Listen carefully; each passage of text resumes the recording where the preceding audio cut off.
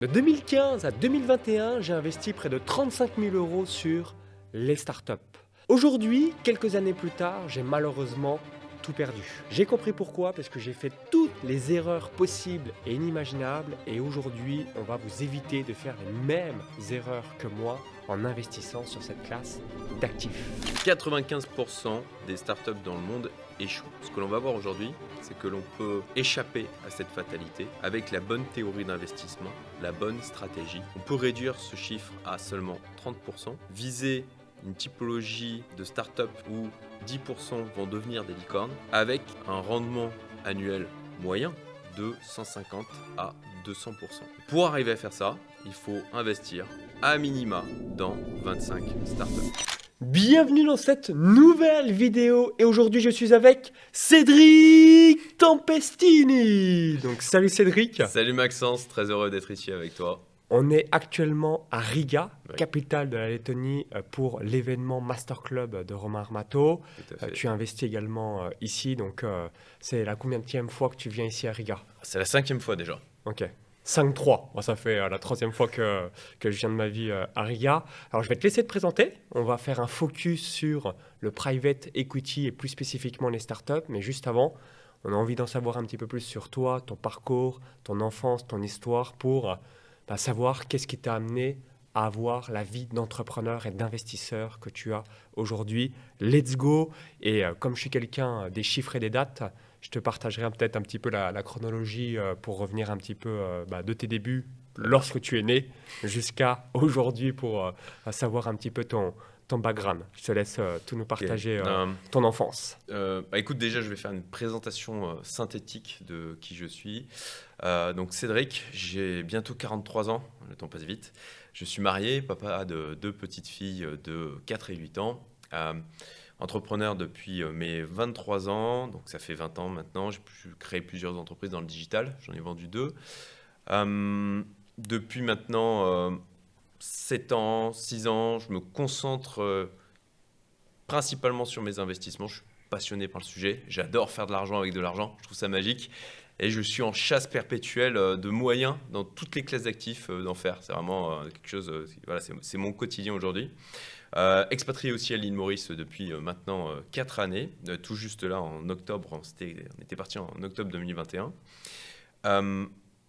Et aujourd'hui, j'ai plusieurs business qui tournent autour de la thématique investissement. J'ai une communauté privée qui s'appelle Youmento, où on regroupe des entrepreneurs qui s'intéressent aussi à l'investissement, au développement personnel, avec un ensemble de valeurs, de liberté, de responsabilité personnelle, d'ouverture d'esprit, de bienveillance. Voilà, c'est très sélectif. On est à peu près 140 francophones, une dizaine de pays représentés, donc pas mal d'expatriés aussi. J'ai un programme en ligne qui s'appelle Fast Track Investor qui répond à la problématique de « Ok, j'ai de l'argent, je veux investir, mais en fait, je ne sais pas par quoi commencer, je ne connais pas les classes d'actifs, je ne sais pas quel rendement je peux attendre, je ne sais pas les stratégies que je peux déployer, je ne sais pas à qui je peux m'adresser. » Donc ça répond à ça, avec les opportunités d'investissement sur lesquelles je me positionne, sur lesquelles je mets mon argent, que je partage aussi dedans. J'ai un mastermind qui va avoir lieu là, la 3e édition début novembre. Très sélectif aussi, on a une 40aine de personnes avec un type de public, des investisseurs qui sont avancés, aguerris, avec un certain niveau de patrimoine. On est plutôt sur du millionnaire, multimillionnaire. Excellent. Et enfin, dernière activité, c'est InvestorX, club de business angel, où on donne accès au top 0,1% des startups du monde. Notamment, nous, on va sourcer là où en fait il y a les plus gros poissons, les plus juteux. C'est les incubateurs les plus prestigieux et rentables au monde, notamment Y Combinator, Techstars, où aussi derrière moi on vient d'être accrédité donc, pour le speedrun de Andreessen Horowitz, donc principalement au cœur de la Silicon Valley. Est-ce que tu te considères plus entrepreneur qu'investisseur ou finalement c'est moins que moi dans ta tête parce que justement là, les 7-8 dernières années, tu es focus à générer du cash avec le cash que tu as et c'est logique parce que c'est ce qu'on appelle la liberté financière et c'est toujours agréable de pouvoir faire travailler durement son argent plutôt que de travailler dur pour générer un revenu additionnel.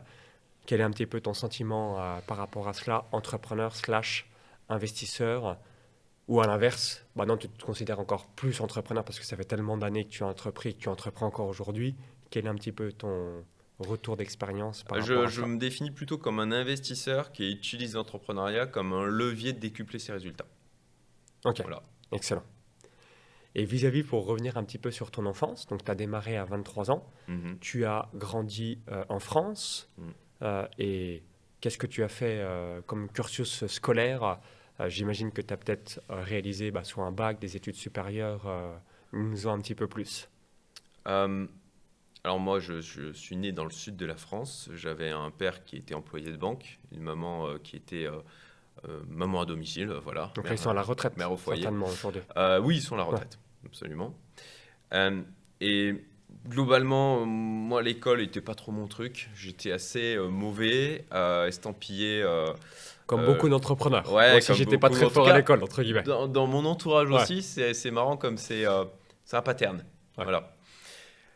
Bon, j'ai quand même eu mon bac éco, tout juste. Donc tu as fait ES. Oui. Ouais, ouais, ok, pas pareil. Excellent. Derrière, à l'époque, je savais pas qu'est-ce que j'allais faire de ma vie. J'étais vraiment paumé. Donc je suis resté, j'étais à Gap dans les Hautes-Alpes. Euh, euh, et j'ai fait du coup un DUT GEA, gestion d'entreprise, administration là-bas. Je l'ai eu, mais c'est assez honteux que je l'ai eu. Je l'ai eu avec 1,5 de moyenne en comptabilité. Enfin, voilà. Mais ça m'a permis de toucher à des trucs et notamment de découvrir l'informatique. Et j'ai eu une espèce d'épiphanie à l'époque en me disant, mais en fait,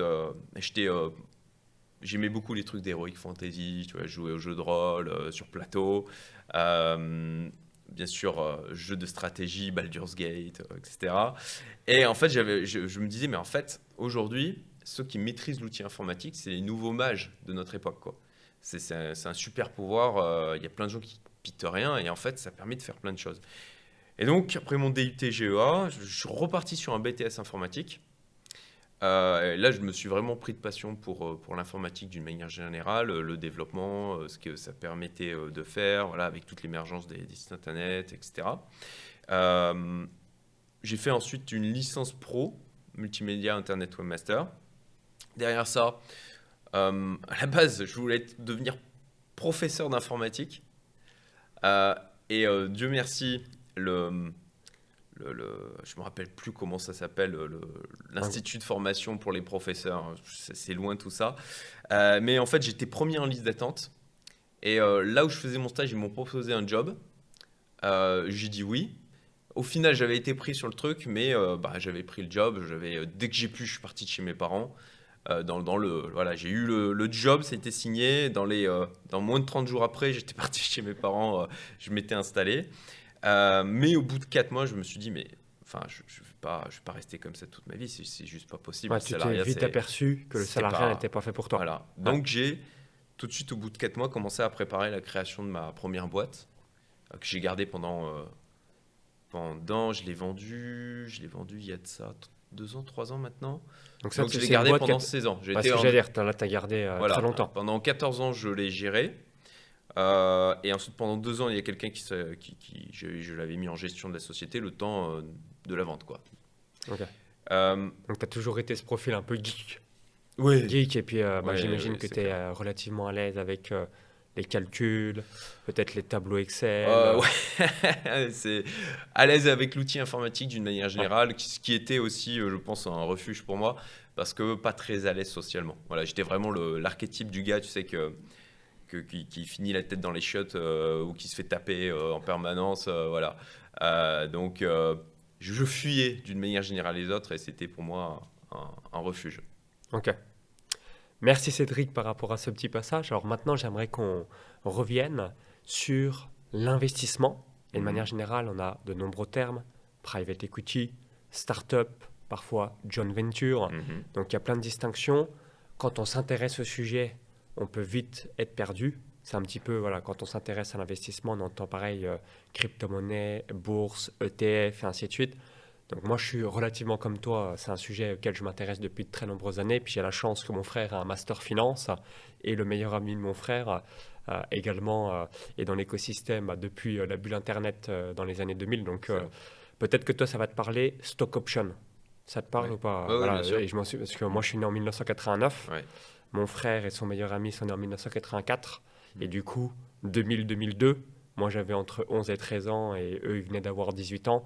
Donc avec 1000 euros, il y avait l'arrivée de l'euro le Mm. 1er janvier Mm. 2002. Donc est-ce que tu peux nous expliquer quelles sont les distinctions pour qu'on comprenne et revenir qu'est-ce que concrètement le private equity? Et puis Oui. ensuite, les amis, on va réaliser un focus startup parce que notamment avec la célèbre émission sur M6 Qui veut être mon Mm. associé, on entend de plus en plus Il y a une cet écosystème-là voilà, qui démocratisation, vient il y a une démocratiser. voilà. Donc on va pouvoir faire un focus ensuite startup, mais je te laisse nous partager qu'est-ce que le private equity et ensuite les autres distinctions des sous-investissements qui sont englobés dans le private equity pour qu'on ait cette vue générale d'ensemble. Alors, en clair, le private equity, c'est par antinomie avec le public equity. En clair, la bourse, c'est tout ce qui est société non cotée. Donc, c'est extrêmement large. Typiquement, en mettant un ticket dans la boîte de son copain boulanger, on fait du private Hmm. equity. Voilà. Ok. Donc, En étant soi-même entrepreneur et d'avoir des parts dans une société, on fait du private equity. Donc, je dirais que c'est à la fois, ça peut être très simple comme ça, mais aussi extrêmement complexe avec des fonds d'investissement private equity, des opérations de joint venture, du buyout. Enfin voilà, je dirais que le domaine du private equity, c'est comme de tomber dans le terrier du lapin blanc dans Alice. Voilà, il y a tout un monde derrière ça. Donc d'une manière générale, si on prend les startups, donc le domaine du venture capital, qui est une sous-composante au final du private equity, puisque c'est de la société non cotée, mais avec je dirais l'approche la plus spéculative, puisque on prend des sociétés qui sont à leur tout début, des startups, c'est comme ça qu'on les appelle. On investit en pré-seed ou seed, c'est-à-dire au tout début de la société. Parfois en pré-seed, on a juste une idée, on a juste un entrepreneur qui veut lancer le truc, donc on met un premier ticket. Un seed, c'est quand on commence à avoir potentiellement un embryon de MVP, donc de Minimum Viable Product, ou parfois aussi de l'attraction. Moi, j'aime bien aller sur des choses où ils sont déjà confrontés au marché, il y a déjà des revenus qui rentrent, donc on a déjà un risque au final d'exécution et de confrontation au marché qui a diminué.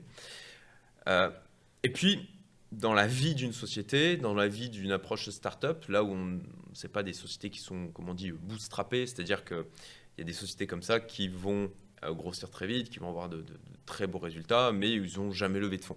Voilà, ils sont juste autofinancés. Dans une approche startup, on va avoir donc le pré-seed, le seed, tout début, ensuite série A, B, C, D, enfin voilà, ça peut aller jusqu'à Y, très donc très loin. tu connais un peu le foot ou pas? Un tout petit Ouais, peu, parce ouais, que je ça suis pourrait faire un pas. peu pareil. Ligue 1, Ligue 2, National 1, Hmm. National 2, National 3, je crois. Après Régional 1, Régional 2, ou comme moi je cours pas mal, Hmm. pareil, il y a différents classements N1, N2, N3, R1, R2, R3. Ça serait la même analogie finalement, avec différents classements en En fonction du quelque niveau sorte, oui, et de la solidité. globalement. Voilà. En tout cas, ça vient marquer des niveaux de maturité au niveau Ouais. sur les boîtes en question. Euh, Après, c'est pas forcément. On va avoir des boîtes en série A. Tu vois, deux boîtes en série A, elles n'auront pas forcément le même niveau de maturité, n'auront pas forcément. C'est juste dans le process, en fait, pré-seed, seed, série A, série B. Voilà, Ouais. c'est, je dirais en tout cas des étapes de levée de fonds qui, d'ailleurs, parfois, et c'est d'ailleurs le cas aujourd'hui, c'est particulièrement intéressant pour nous autres business angels, investisseurs startup. Tu as beaucoup de boîtes là aujourd'hui avec l'émergence de l'IA qui sont très vite très rentables. En fait, elles font du pré-seed seed, elles n'auront plus besoin de lever. Ok. Voilà. Et en fait, pour nous, c'est excellent parce que lorsqu'il y a des nouvelles levées, série A, B, C, etc., les fonds d'investissement, notamment dans la plupart des cas, qui se positionnent sur ces levées, tu peux encore avoir du business angel sur de la série A, parfois un peu plus haut, mais souvent, c'est plutôt des fonds d'investissement parce que ça nécessite aussi un déploiement de capital plus important. La problématique qu'il peut y avoir par rapport à ça, c'est que ces fonds d'investissement, ils ont du pouvoir et les startups, voilà, selon la capacité, l'état dans lequel elles sont, elles peuvent être parfois dépendantes de la levée de fonds pour pouvoir continuer à fonctionner et ne pas mourir. Donc, tu as des fonds d'investissement qui vont appliquer ce qu'on appelle des clauses de liquidité préférentielle qui, elles, desservent au final les investisseurs précis des sites comme moi. Et là, aujourd'hui, dans l'écosystème startup, avec ce qui est en train d'arriver, en fait, c'est hyper intéressant pour nous parce que ça, comme il y a moins besoin, en tout cas, moi, je vais plutôt sur des startups où il ne va pas y avoir forcément besoin de faire des levées derrière parce qu'elles vont être très vite rentables. En fait, ça diminue ce risque d'être confronté à une clause de liquidité préférentielle où, en fait, pour l'expliquer rapidement, les fonds d'investissement, ils vont dire, bah voilà, si la startup est vendue, ben dans tous les cas, nous, on récupère 1,5 fois, 2 fois notre mise, et ensuite, vous servez les autres investisseurs. Donc forcément, ça vient gréver la potentielle plus-value que l'on pourrait avoir. Et ce n'est pas juste, j'ai investi 1000, la startup a fait x10, donc je fais un x10. S'il y a des clauses comme ça de liquidité préférentielle, en fait, les fonds vont se servir avant, et ce qui va venir donc diminuer notre rentabilité, voire même parfois se retrouver avec rien, parce qu'ils vont absorber absolument tout si la startup n'est pas très bien vendue. Si on doit résumer en une phrase le private equity, comme ça, pour que ça soit clair pour tout le monde, ça serait à chaque fois qu'on investit dans les parts d'une entreprise, entre guillemets, on fait du private equity. Ouais. Si on doit résumer vraiment de manière part hyper... d'entreprise non cotée. Part d'entreprise non cotée en bourse. C'est ça, Okay. voilà. Donc les amis, dites-nous dans les commentaires, est-ce que vous avez déjà investi dans une entreprise non cotée en bourse et du coup, par ricochet, peut-être sans le savoir, vous avez fait du private equity, si on doit le résumer en une phrase hyper précise. Alors maintenant, j'aimerais qu'on fasse un focus sur l'aspect startup. Vis-à-vis de l'émission Qui veut être mon associé, moi j'ai regardé les 2 dernières saisons. Et il y avait quelque chose qui à chaque fois me surprenait, puis j'aimerais bien avoir ton avis par rapport à ça. Moi, c'est les valorisations. Où à chaque fois, je me disais, peut-être à part entre 1 à 3 projets par saison. Donc par émission, il doit y avoir à peu près 5-7 projets. Il doit y avoir peut-être 10 épisodes, je ne sais plus exactement le nombre exact. Mais je me disais à chaque fois, LOL, MDR, j'aurais mis beaucoup moins en valorisation qu'à ce qui est proposé. Est-ce que tu as déjà regardé un à plusieurs épisodes et quel est un petit peu ton feedback vis-à-vis de ça? Alors, je sais que c'est pour le show, pour la démocratisation, ainsi de suite, mais je me disais, si les valos, entre guillemets, sont réels, nos entreprises valent, entre guillemets, beaucoup d'argent parce qu'elles font du cash flow, etc. etc. Ouais, quel est ton avis un petit peu sur le sujet? Et ensuite, peut-être que tu peux nous expliquer comment et réaliser une valorisation d'entreprise pour qu'on puisse comprendre un petit peu les rouages vis-à-vis de tout ça. Et peut-être démarrer par quelle est qu'une start-up, la distinction entre start-up et une entreprise. Classique, on va dire. Ouais, voilà. Pourquoi on dit nous sommes une start-up au lieu de dire je suis une société ou je suis une entreprise. Ok, sur l'aspect définition start-up, à mon sens, c'est le potentiel de croissance et d'avoir au final un chiffre d'affaires et donc bien sûr on l'espère une marge nette ou un EBITDA qui grossisse le plus vite possible. Voilà, le startup, c'est et que ça soit explosif, en mode 3 à 4 chiffres par an. Genre du 100%, 200%, 500%, oui, c'est 1000%. Ça. Le plus possible. Ouais, c'est ça l'idée. Voilà, vraiment que ça explose et devienne quelque chose, la fameuse grosse licorne, fusée. Ouais. La fameuse le fameux milliard de valorisation. Donc voilà, globalement, la startup, ce qui va distinguer une startup j'investis dans l'entreprise de mon cousin où il lance une agence web, typiquement, ça va être que l'agence web, c'est une prestation de service. Ok, il y a peu de probabilité pour que ça explose par rapport à la typologie de business model que ça va exploiter. Ouais, donc startup égale hyper croissance. En tout cas, c'est l'objectif. Dans l'objectif, voilà. C'est ça. Alors que si on a un business model stable, pérenne dans le temps, là, on va dire entreprise, business, société, mais pas start-up. C'est vraiment pour objectif être en mode ascension de sommet d'une étape de Tour de France, grosse fusée. Ok. Ensuite, sur l'aspect valorisation, c'est hyper intéressant. Ouais. Moi, j'ai été choqué, mais toujours dans l'aspect des valos annoncés, qui me paraissait, moi j'aurais mis à chaque fois, j'aurais divisé par au minimum 2 et plutôt entre 3 et 4. Quoi. Et ça se comprend. Il y a un truc que très peu de gens comprennent par rapport à ça, c'est qu'en tant qu'investisseur startup, tu n'achètes pas une valo, tu achètes un potentiel de gain.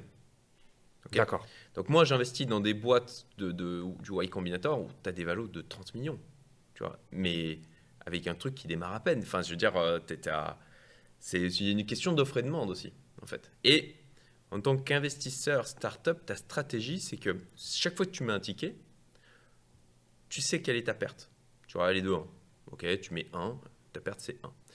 Et c'est pour ça que toute l'essence de la stratégie, c'est d'être capable d'estimer quel est le potentiel de gain que la startup peut te générer, le potentiel de croissance. C'est ça, en fait, nous qui nous intéresse, c'est, ok, tu peux être valorisé 30 millions.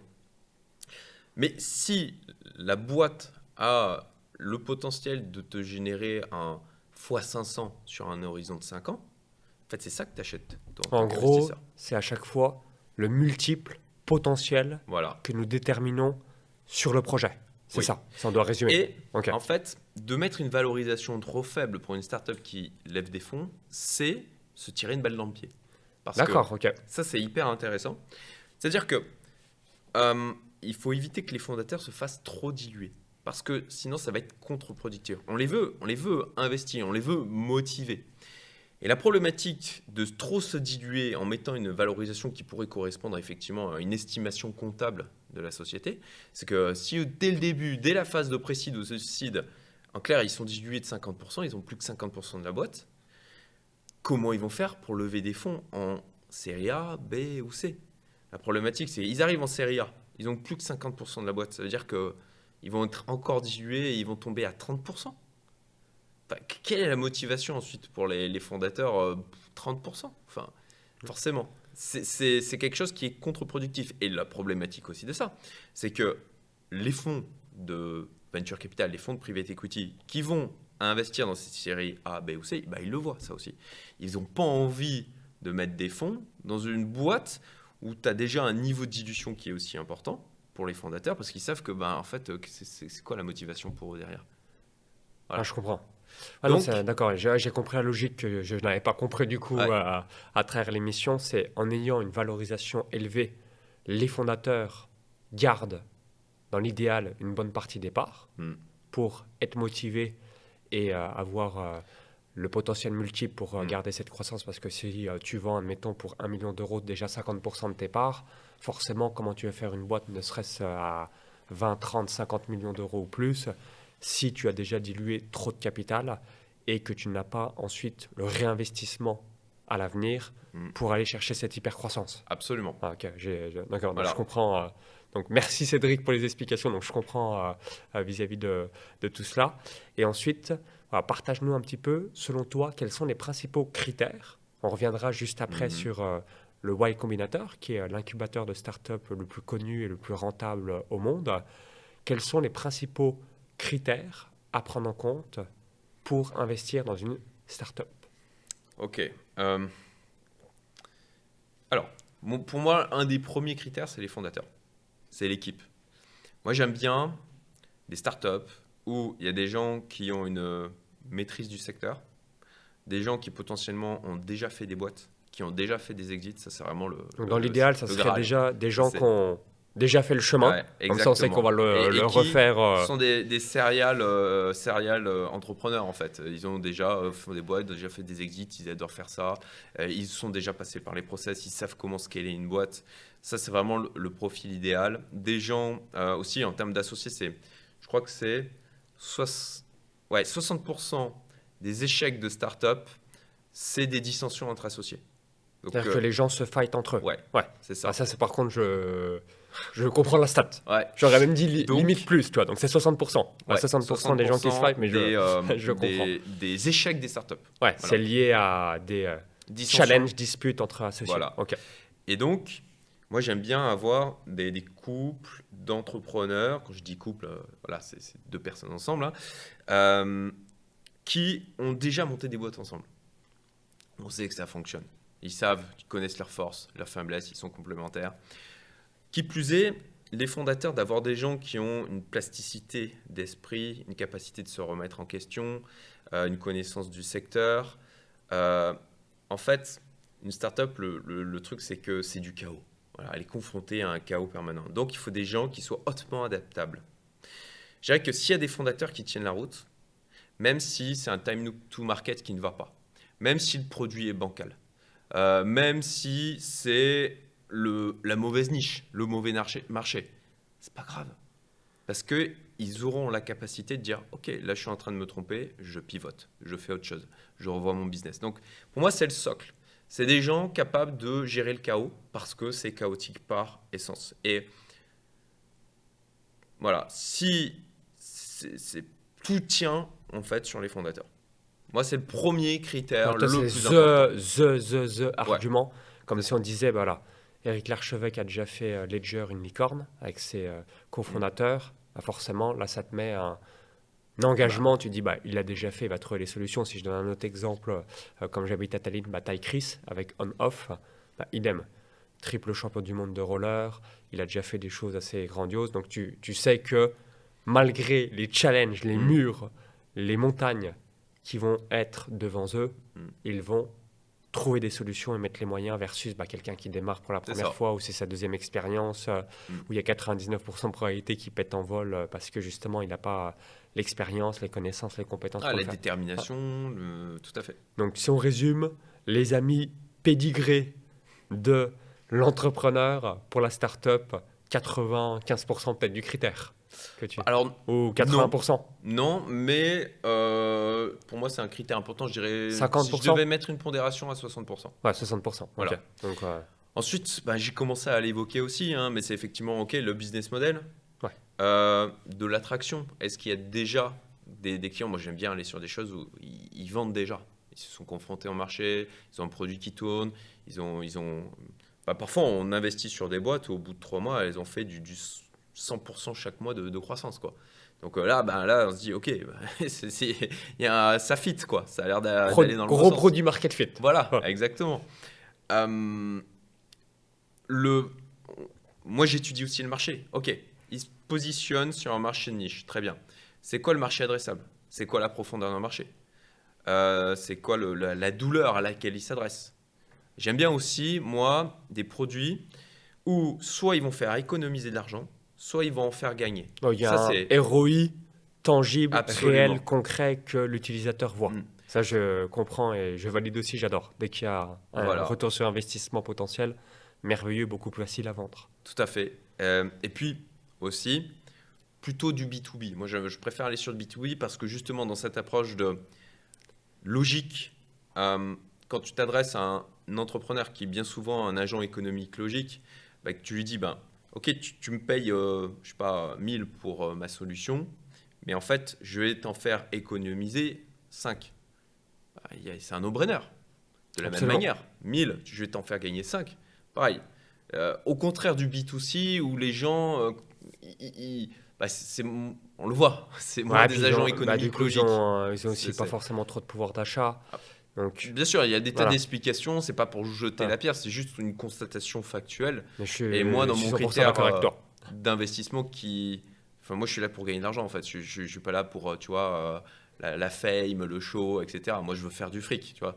Donc, bah, j'applique des critères qui sont pragmatiques et je pense qu'on est plutôt On aligné est là-dessus pareil. voilà, sur Je- le fait de, bah, ok, il faut faire ça, c'est logique, c'est peut-être pas excitant, c'est peut-être pas sexy, mais c'est la chose à faire, quoi. C'est la chose qui est juste d'un point de vue enfin, investisseur, gain d'argent, entrepreneur. Euh, donc voilà, j'ai Donc, si on évoqué le résume, marché. donc, pédigré de l'entrepreneur. Mhm, Ensuite, produit market fit, donc un produit qui répond à un marché. mhm. La profondeur d'un marché pour savoir est-ce que c'est juste local, national, européen, mondial. Oui, et puis même en dessous de ça, Et tu du vois, B2B. quand ils se positionnent sur une niche, je dirais avec une approche à la Tesla, où ils ont commencé avec un roadster électrique de luxe, tu vois, c'était de Ouais, l'ultra niche. produit premium, C'est produit ça. phare pour ensuite faire du mass market. Exactement, on maîtrise ça, puis on étend, puis on étend. Donc là aussi, c'est d'appréhender leur stratégie par rapport à ça. Élément ultra important aussi, quel est l'objectif des fondateurs? Qu'est-ce qu'ils veulent faire avec cette boîte? Et là, ça demande une finesse dans les questions que l'on pose pour, OK, en clair, est-ce qu'il est aligné avec moi, mes intérêts d'investisseur, qui est d'avoir un événement de liquidité? En clair, un événement de liquidité sur une startup, c'est un moment où je récupère mon argent. Je ne suis pas juste en plus-value latente, non, j'ai l'argent qui tombe sur le compte. C'est ça que l'on veut. La plus-value latente, moi je suis monté sur une startup à x60. et redescendre à moins 90. Tu vois. Tant que c'est pas pris, c'est pas pris. Voilà. Ouais. Et donc, il nous faut un événement de liquidité. Et ça, il faut le déterminer dès le début. OK, est-ce que la boîte va se faire racheter? Si elle se fait racheter, quels sont les acteurs qui sont susceptibles de la racheter? Est-ce que ces acteurs-là rachètent ce type de boîte? Donc, il y a aussi une étude des racheteurs potentiels. Est-ce que l'équipe a pour but de faire une introduction en bourse, qui est un événement de liquidité aussi? Est-ce qu'il y aurait possibilité de sortir sur une série A, B ou C avec un fonds d'investissement qui veut nettoyer la cap table, qui veut virer les petits investisseurs pour avoir la place nette? Est-ce que voilà, les fondateurs, eux, ont pour objectif effectivement clair à un moment donné de faire un exit et de prendre leur ticket? Parce qu'à ce moment-là, on est dans le bateau et c'est aligné. Ça, c'est des éléments que moi, je cherche à identifier de manière à faire deux choses. C'est d'estimer l'horizon de temps approximatif, avec bien sûr un niveau d'incertitude, mais c'est de maximiser les probabilités de cet événement de liquidité, déterminer comment il peut se produire. Est-ce que c'est quelque chose de crédible? Tu vois, parce que tu peux dire que tu as une boîte, mais s'il n'y a pas de personne derrière qui est intéressée, et puis d'ailleurs, que dès le début, les entrepreneurs, les start-upers, c'est pour ça que c'est intéressant d'aller sur des gens qui ont de l'expérience des exits, c'est que l'idéal, c'est de monter une boîte avec pour idée, je vais le vendre à telle boîte, à tel géant, à Google, à Amazon, tu vois, que sais-je. Parce que du coup, tu designes la boîte pour avoir le profil parfait et le plus sexy pour la l'acheteur revente. potentiel. Ouais. C'est ça. Tu Parce vois, que tu as des c'est- startups qui n'ont pas forcément le mindset de revendre dans les 5 ou 10 ans. Non, Ouais. Ok, ouais, ils se lancent, tu vois, un peu la fleur fleur au au fusil, fusil. ouais. C'est ça. En mode, c'est l'aventure, c'est la start-up. Je peux dire que je suis start-upper. D'ailleurs, On va c'est très dire, on français, verra ça. sur le chemin, mais je vois ce que Voilà, tu veux dire. c'est Ouais. c'est le côté, j'ai levé des fonds, je suis trop fort. Enfin, on s'en fout de la levée de fonds, c'est juste le début, mon gars. C'est le vrai taf, il commence après la levée de fonds. Voilà. Et en France, c'est pour ça que je me tiens loin de l'écosystème French Tech, etc. Parce que c'est beaucoup de Bah, je trouve, branlette ouais, c'est trop, intellectuelle trop trop de la com. Ouais. et de la com, du Mm. show pour briller en société. Voilà, pour que maman puisse dire, mon fils est start-upper, il a Ouais, il a levé levé X millions. 26 millions Voilà, d'euros, 9 mais millions d'euros. voilà. Je vois ce que tu veux dire. Ah, je comprends. Donc, c'est une des raisons pour lesquelles, pour ma part, je me tiens loin de cet écosystème. Ouais. Il y a des choses belles en France, mais moi, pour ma part, j'investis dans des boîtes qui ont dès le début l'objectif d'aller à l'international, d'aller notamment aux États-Unis, où en fait, tu as une taille de marché, tu as un niveau de pénétration du marché de par en fait une législation globale qui est plus uniforme par rapport à l'Europe, tu as la langue, bien évidemment, la culture qui est plus uniforme. C'est beaucoup plus intéressant que de te concentrer sur le marché franco-français, voire même européen. Donc voilà, pour la théorie d'investissement, il y aura encore des tas de critères, mais on y On va passerait faire le l'ensemble petit du podcast. résumé, Cédric, et tu me dis si tu valides. Donc, numéro 1, l'engagement de l'entrepreneur, donc son pédigré. Mm. Ensuite, le produit market fit. Ensuite, la profondeur de marché. Mm. Ensuite, plutôt B2B. Et ensuite, la start-up revendable dans les Événement 5 de à 10 liquidité, ans. tout à Donc, fait. événement de liquidité. Et puis après, Ça. plein d'autres critères secondaires. Mais déjà, si vous avez ce big five, les amis qu'on a évoqué il y a quelques instants, normalement, vous allez avoir les startups qui sont les meilleures sur C'est le déjà papier. un niveau de sélection qui est plus élevé que la plupart des business angels français, où souvent c'est en mode, c'est un passe-temps pour eux, ils n'ont pas de stratégie globale. Ça sera un élément important à parler. C'est là qu'il faut avoir une stratégie dans l'investissement startup. C'est pas juste, je mets un ticket par-ci, je mets un ticket par-là. Ça, c'est courir à l'échec, quoi. C'est ce que j'ai fait, par exemple, Cédric, pour la petite anecdote. Donc, moi, j'ai investi dans les startups de 2015 à 2017. Mhm. Et à chaque fois que j'ai investi, j'ai perdu. Donc, j'ai dû perdre environ 30 000 euros sur quelques années. Et puis, même dernièrement, il y a quelques années, etc. Donc, je me suis dit, bon, les startups. Le coût de l'apprentissage. Voilà. J'ai payé, entre guillemets, pour apprendre. Et finalement, j'ai fait un peu ce que tu as dit. Et j'ai pas du tout, je me suis pas intéressé au sujet. Donc, grosse erreur. Donc, normal, j'ai été sanctionné, mais ce qui est tout à fait logique. Quel est, selon toi, le nombre de startups à avoir dans son portefeuille? Mhm. Et ensuite, la deuxième question, jusqu'à quel pourcentage de son patrimoine faut-il avoir, selon toi, par exemple, donc je vais donner 2 exemples pour illustrer mes propos. Quelqu'un qui a 100 000 euros à investir, tu lui dirais, voilà, va peut-être max 20%, 15%, 10%. Et ensuite, en fonction de l'allocation que l'on met dans les startups, combien de startups, à ton avis, c'est utile d'avoir dans son portefeuille à minima pour justement réduire la malchance d'avoir les startups foireuses en quelque sorte et avoir un retour sur investissement très intéressant dans les 5 à 7 prochaines années. Alors, la stratégie d'investissement startup, au final, elle est assez simple à appréhender, à comprendre. En clair, le chiffre communément admis et factuel, c'est que 95% des startups dans le monde échouent.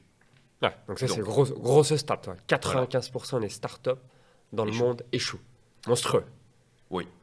Là où, par exemple, un entrepreneur classique, c'est doit être 1 sur 2, je crois, 50%. Je crois que c'est 50% des entreprises qui mettent la clé sous la porte au moins de 2 ans. Je ne suis pas absolument certain. De mais mémoire, il me semble que c'est ça. Donc on voit sur un horizon de 3 ans, un truc comme ça. Je crois que 50% des entreprises mettent la clé sous la porte en moins de 2 ans. Et ensuite, tu fais partie du top 1% au bout de 10 ans si tu prospères, etc.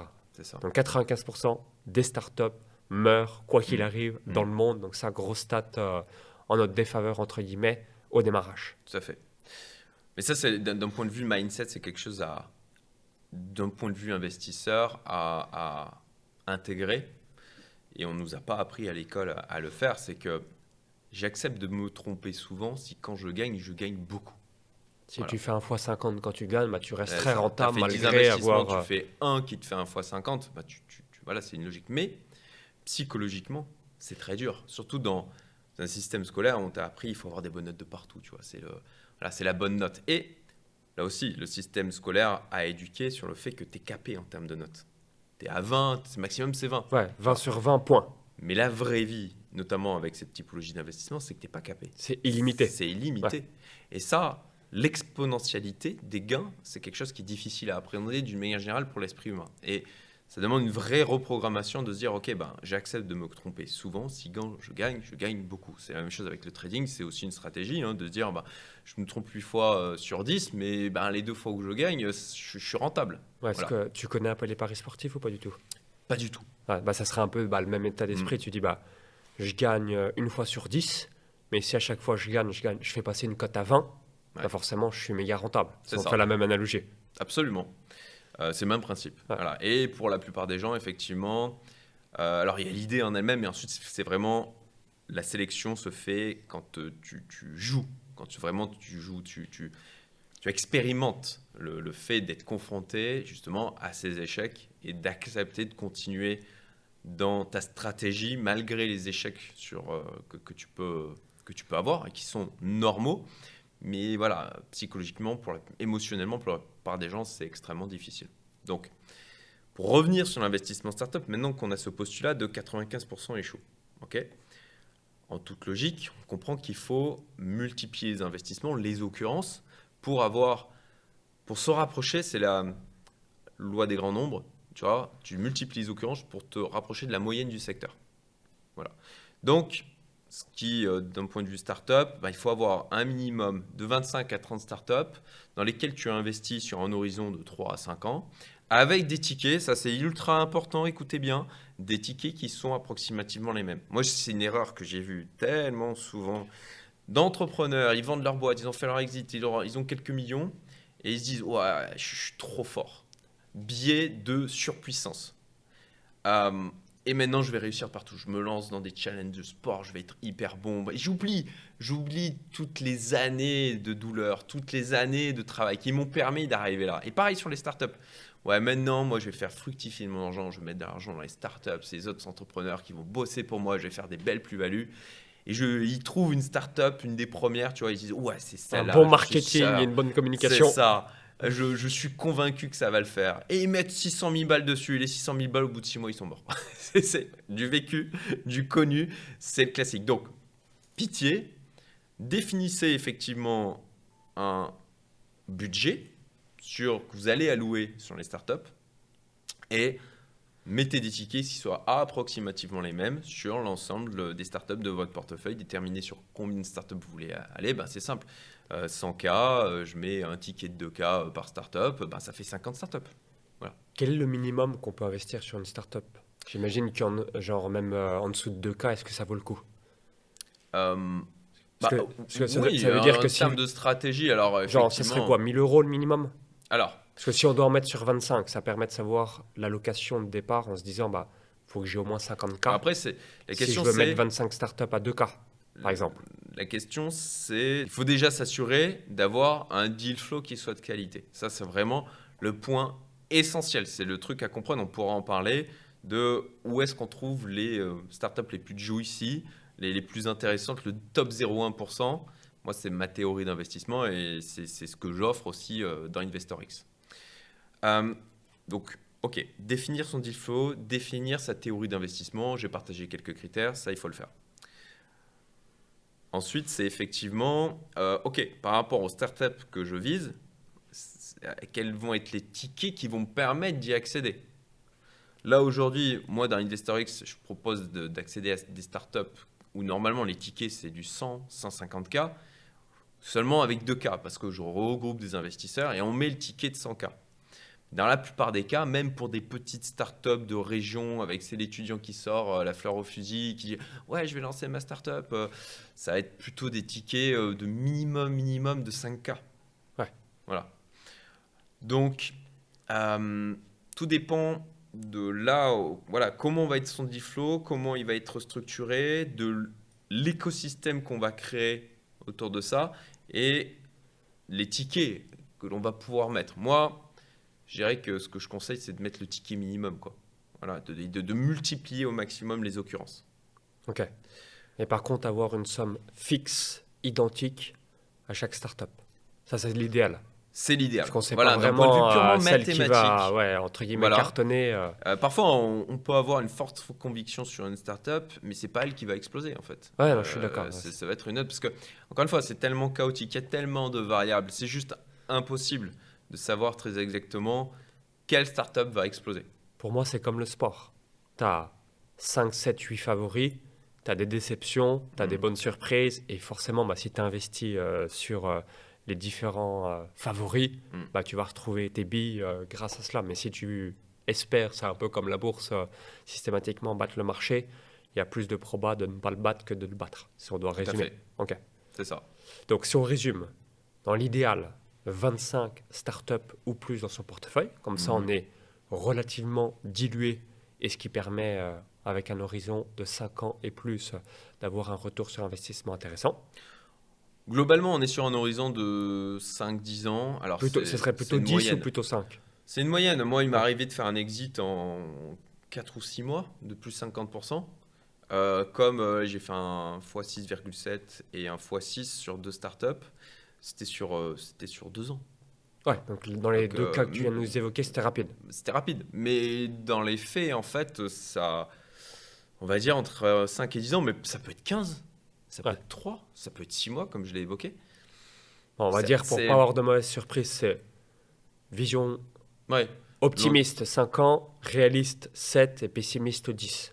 Moi, je dis plutôt d'être sur un horizon de 10 ans. C'est pour Ouais, ça que ok, ouais. je ne vais pas, pour moi, typiquement, quand tu as 70 ans, de te lancer dans l'investissement startup, sauf si tu prends un objectif, tu vois, de transmission, d'apporter quelque chose. Bah, tu vois, c'est pas avec ça que tu vas constituer ta retraite. Malheureusement, c'est trop tard. Ouais, complètement. Voilà.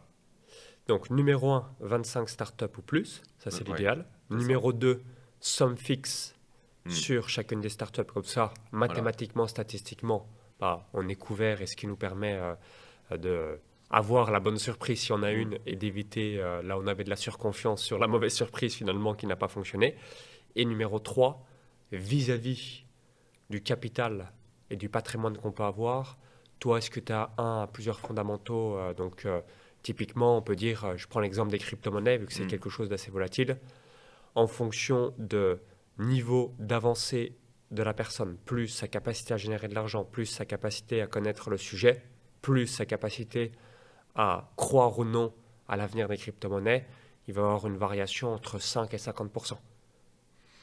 C'est rare que quelqu'un va se dire je vais poser 95% de mon patrimoine sur les cryptos et inversement mettre en dessous de 5%, c'est dommage parce que si tu devais perdre 5%, même si moi je crois aux crypto-monnaies, ça me paraît impossible, bah, il te reste encore 95% sur des choses très très safe, ça va pas changer ta vie, entre guillemets. Ouais. Quelle serait un petit peu l'allocation sur l'aspect startup? Et toi, est-ce que tu es à 10% de ton patrimoine en startup ou 20% ou 30%? Moi, je suis quelqu'un qui sait générer de l'argent et je veux chercher en gros de la rentabilité. Donc, tu vois, en Mm. crypto et d'autres choses, je vais peut-être monter dans les prochaines années à 20, 30, 40%.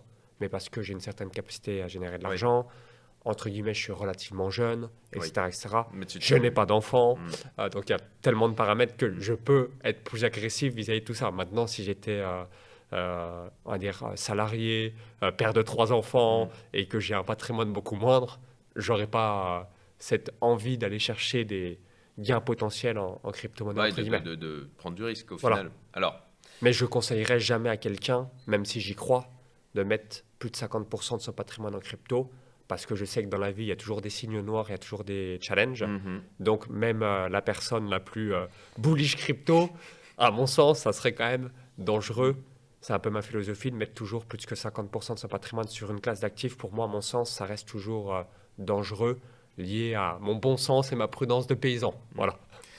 Alors là-dessus, il faut faire du disclaimer, hein. Moi, je ne suis pas conseiller en investissement. Voilà, vous connaissez chaque investissement présente des risques de perte en Ouais, capital, surtout en startup, d'illiquidité, peut-être un peu plus, on y etc. reviendra après. C'est ça. Et moi, je suis absolument pas conseiller en investissement. J'interviens juste à but éducatif.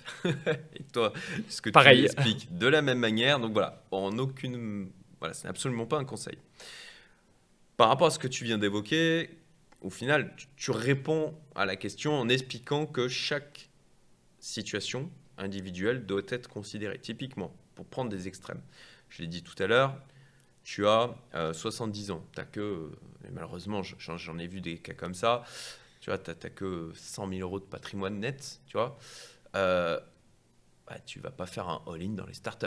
Tu vois, voilà. Complètement. Ou même tu n'as pas la capacité financière et ça n'a pas d'intérêt pour toi stratégiquement parlant, compte tenu de ta situation, de ton âge, même d'aller dans les startups. À mon sens, encore une Ouais. fois, c'est pas du Je conseil, suis d'accord c'est du bon sens. et ça serait mieux de former sa descendance à la rigueur Absolument. pour que eux puissent potentiellement investir dans cette classe d'actifs. Mais à mon avis, je ferais rien si j'avais 70 balais avec Ouais, avec 100 100 k, 100K. c'est clair. Soyons safe et c'est mieux comme ça. Mm. Ensuite, si tu as 20 ans euh, et que bah, typiquement on reprend l'exemple des 100 k de patrimoine net, euh, alors de mon point de vue, de faire un all-in startup, c'est pas déconnant. Tu vois. Je veux dire, t'as 20 ans, t'as toute ta vie Surtout pour si te tu as une refaire. capacité à générer de l'argent. Mais surtout si tu as de la capacité à générer de l'argent. Si déjà tu as 100K à 20 ans, sauf si effectivement c'est un don du ciel par des parents, de l'héritage, je sais pas quoi. Mais c'est que si tu as fait ça avec ton business, bon, tu es plutôt bien parti. Si bien sûr tu l'as fait quand même d'une manière relativement propre qui va pas t'amener en prison, bien sûr. Euh, bon, de tout foutre dans de la startup, ça a sens. Enfin, moi, je prends des exemples tiens, de personnes que je connais qui ont eu des très très belles réussites dans le domaine des startups. Là, dernièrement, là, j'ai échangé avec quelqu'un qui m'a mis en relation avec un fonds de search fund, domaine du private equity, une niche. Lui, il a investi dans 250 startups aux États-Unis. Il a fait 70 exits. Ah ouais, Il a donc généré 250 beaucoup. investissements, Ouais. 70 exits. En 10 ans, 15 ans, 20 ans, 30 ans. Écoute, lui, il a lancé un des premiers réseaux de business angel en 99 en France. Ok, Tu vois.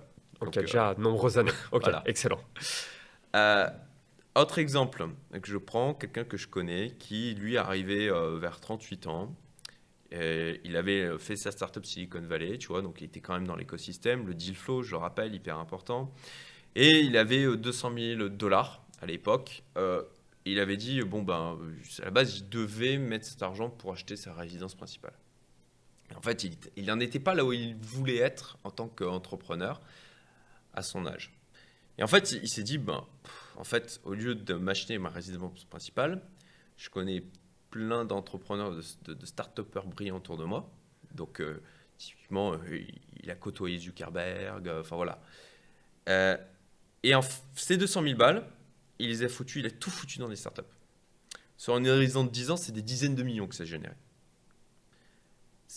C'était pas, pour moi, je trouve pas que c'était une folie.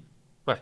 Voilà, c'était un risque, ok, ben, je perds de ces 200 Il 000 avait bien balles. dilué par contre sur de nombreuses startups. Il Absolument. a fait la règle qu'on a évoquée Exactement. de base. Qui est C'est de ça, diluer. des tickets de 10K par startup, tu vois, Excellent. maximum. Donc pour multiplier les investissements.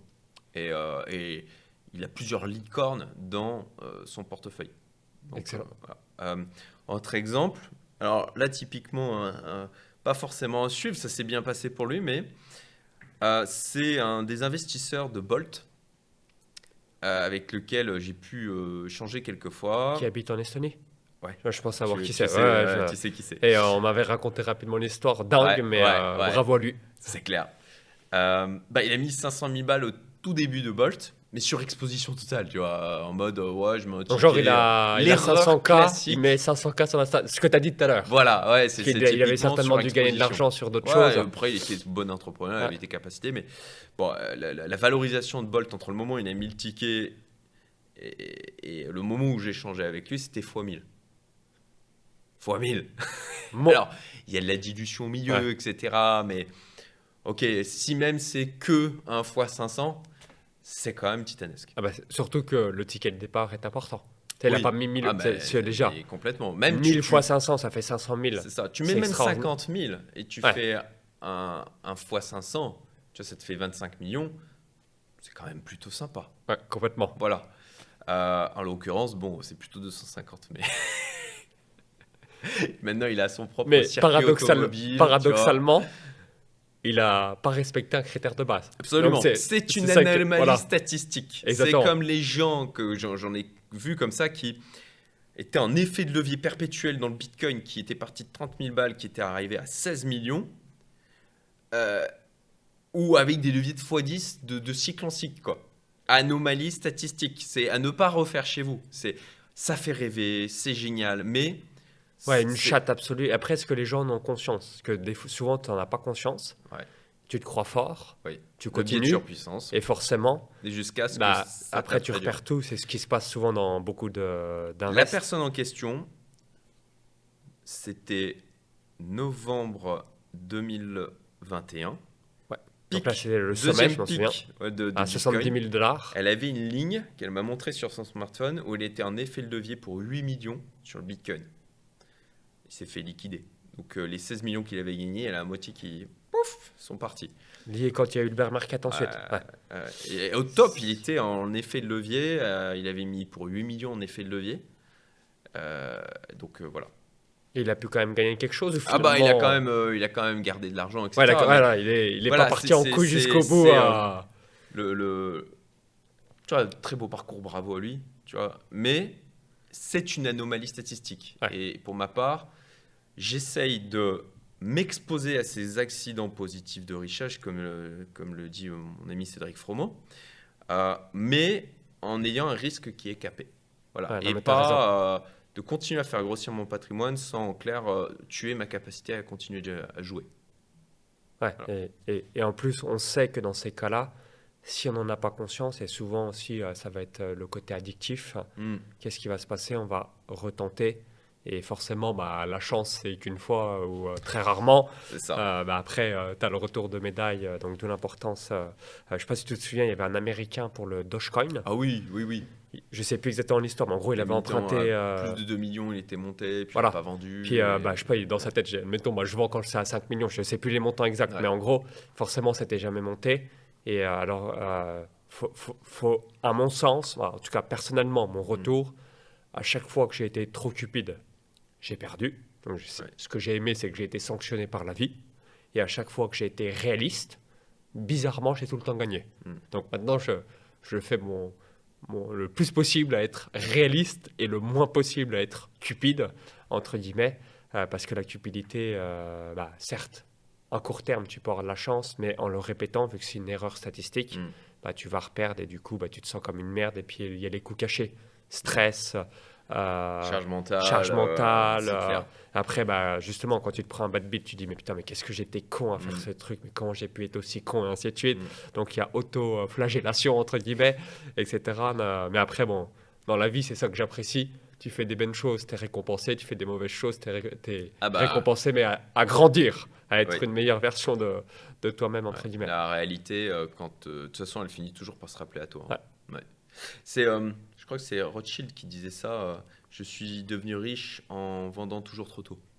Je suis devenu... D'accord, excellent. Tu vois. Mais c'est une belle... Là, pour le coup, c'est une punchline Mm. que j'adore et que je surkiffe. Ensuite, concernant la fiscalité des startups, est-ce que, par exemple, ceux qui sont en France, c'est uniquement une flat tax? Est-ce qu'il y a des niches potentielles?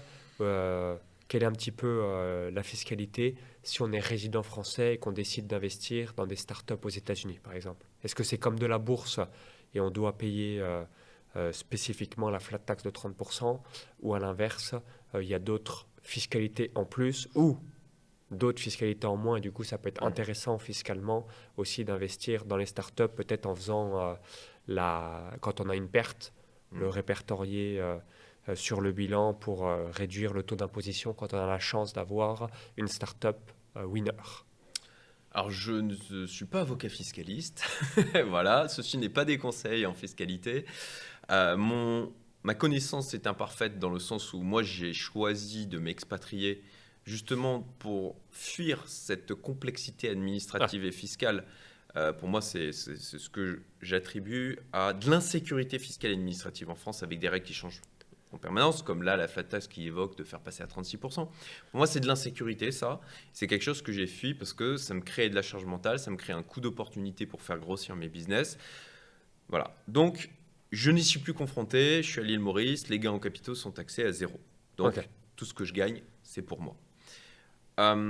Ensuite, effectivement, quand on est résident fiscal français, sur le principe, on investit dans une startup en intuitif personnel, donc sans passer par une holding, par exemple, qui est effectivement le montage assez classique dans les pays hautement fiscalisés, pour éviter d'avoir une taxation des gains sur sa personne et pouvoir garder les gains dans la holding pour avoir une optimisation fiscale, avoir un impact fiscal moindre et maximiser les intérêts composés dans le temps. Donc,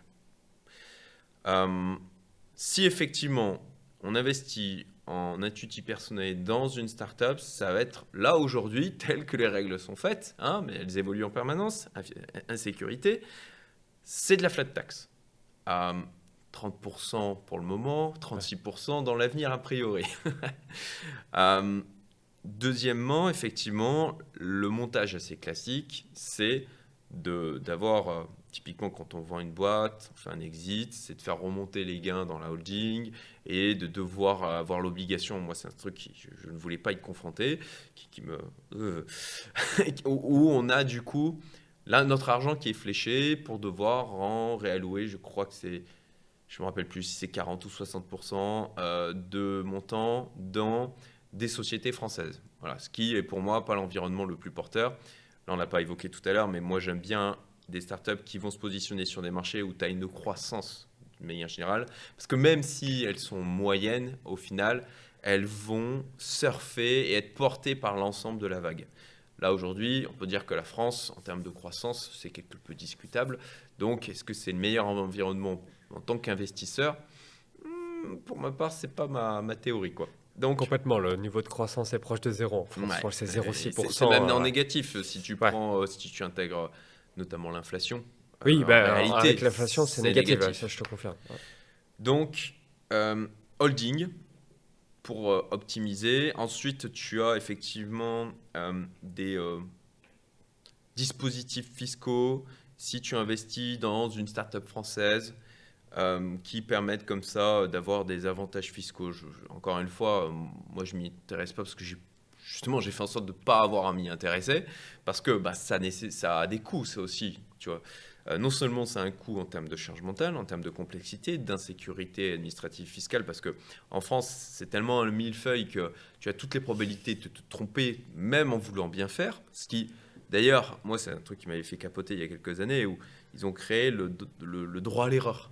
En fait, le système est tellement complexe que l'État lui-même reconnaît tu vas te tromper. Ouais, qu'on peut se tromper. Donc, parce que c'est incompréhensible, entre guillemets. Même si tu veux faire les choses hyper clean, réglo, la dinguerie, c'est qu'on crée une couche encore supplémentaire de droit à l'erreur pour dire que...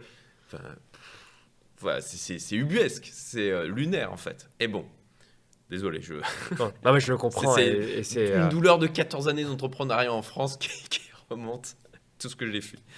Et Donc, il y a comme ça des dispositifs qui existent. Mais typiquement, pour investir dans des startups, là où c'est le plus intéressant, en clair, aux États-Unis, on peut en parler si tu veux après, euh, à part utiliser un mécanisme de holding, tu n'auras pas énormément de choses, mais sachant que ça va aussi te créer des coûts en termes d'avocat fiscaliste, en termes de comptable, et que ça, dans l'ensemble de ta stratégie, il faut aussi l'intégrer parce que ça va venir gréver au final ta rentabilité. Ouais. Alors, merci pour ton retour d'expérience. Donc, est-ce que tu peux nous expliquer qu'est-ce que le Y Combinator? Parce que quand on s'intéresse à la thématique des startups, le Y Combinator arrive généralement dans les mots-clés et tout le monde en parle. Qu'est-ce que c'est exactement? Sauf erreur de ma part, je crois que tu investis également dans le Y Combinator. Mhm. Donc, partage-nous un petit peu les bonnes pratiques et pourquoi le Y Combinator est l'incubateur de start-up numéro un au monde. Ok. Et qu'est-ce que c'est exactement le Y Combinator? Alors déjà, pour comprendre pourquoi c'est intéressant d'aller là-bas, il faut comprendre l'écosystème du venture capital d'un point de vue mondial. Ok, on dézoome. Venture capital, donc des startups de partout dans le monde. On va faire la correspondance avec la France, notamment pour que vous compreniez la différence qu'il y a entre les deux mondes. Les 2 tiers de l'investissement en venture capital dans le monde, c'est aux États-Unis. Ok, donc nous, en tant qu'investisseurs, on a besoin de liquidité. On a besoin d'opportunités d'exit. Et pour ça, il faut aller là où, comme sur les marchés, en termes de bourse, dans la crypto, il faut du volume. Quand on a des capitaux, plus il y a de volume, plus il se passe de choses, plus c'est dynamique, mieux c'est pour nous. Donc, ok, déjà, on sait États-Unis. Différence, France, États-Unis.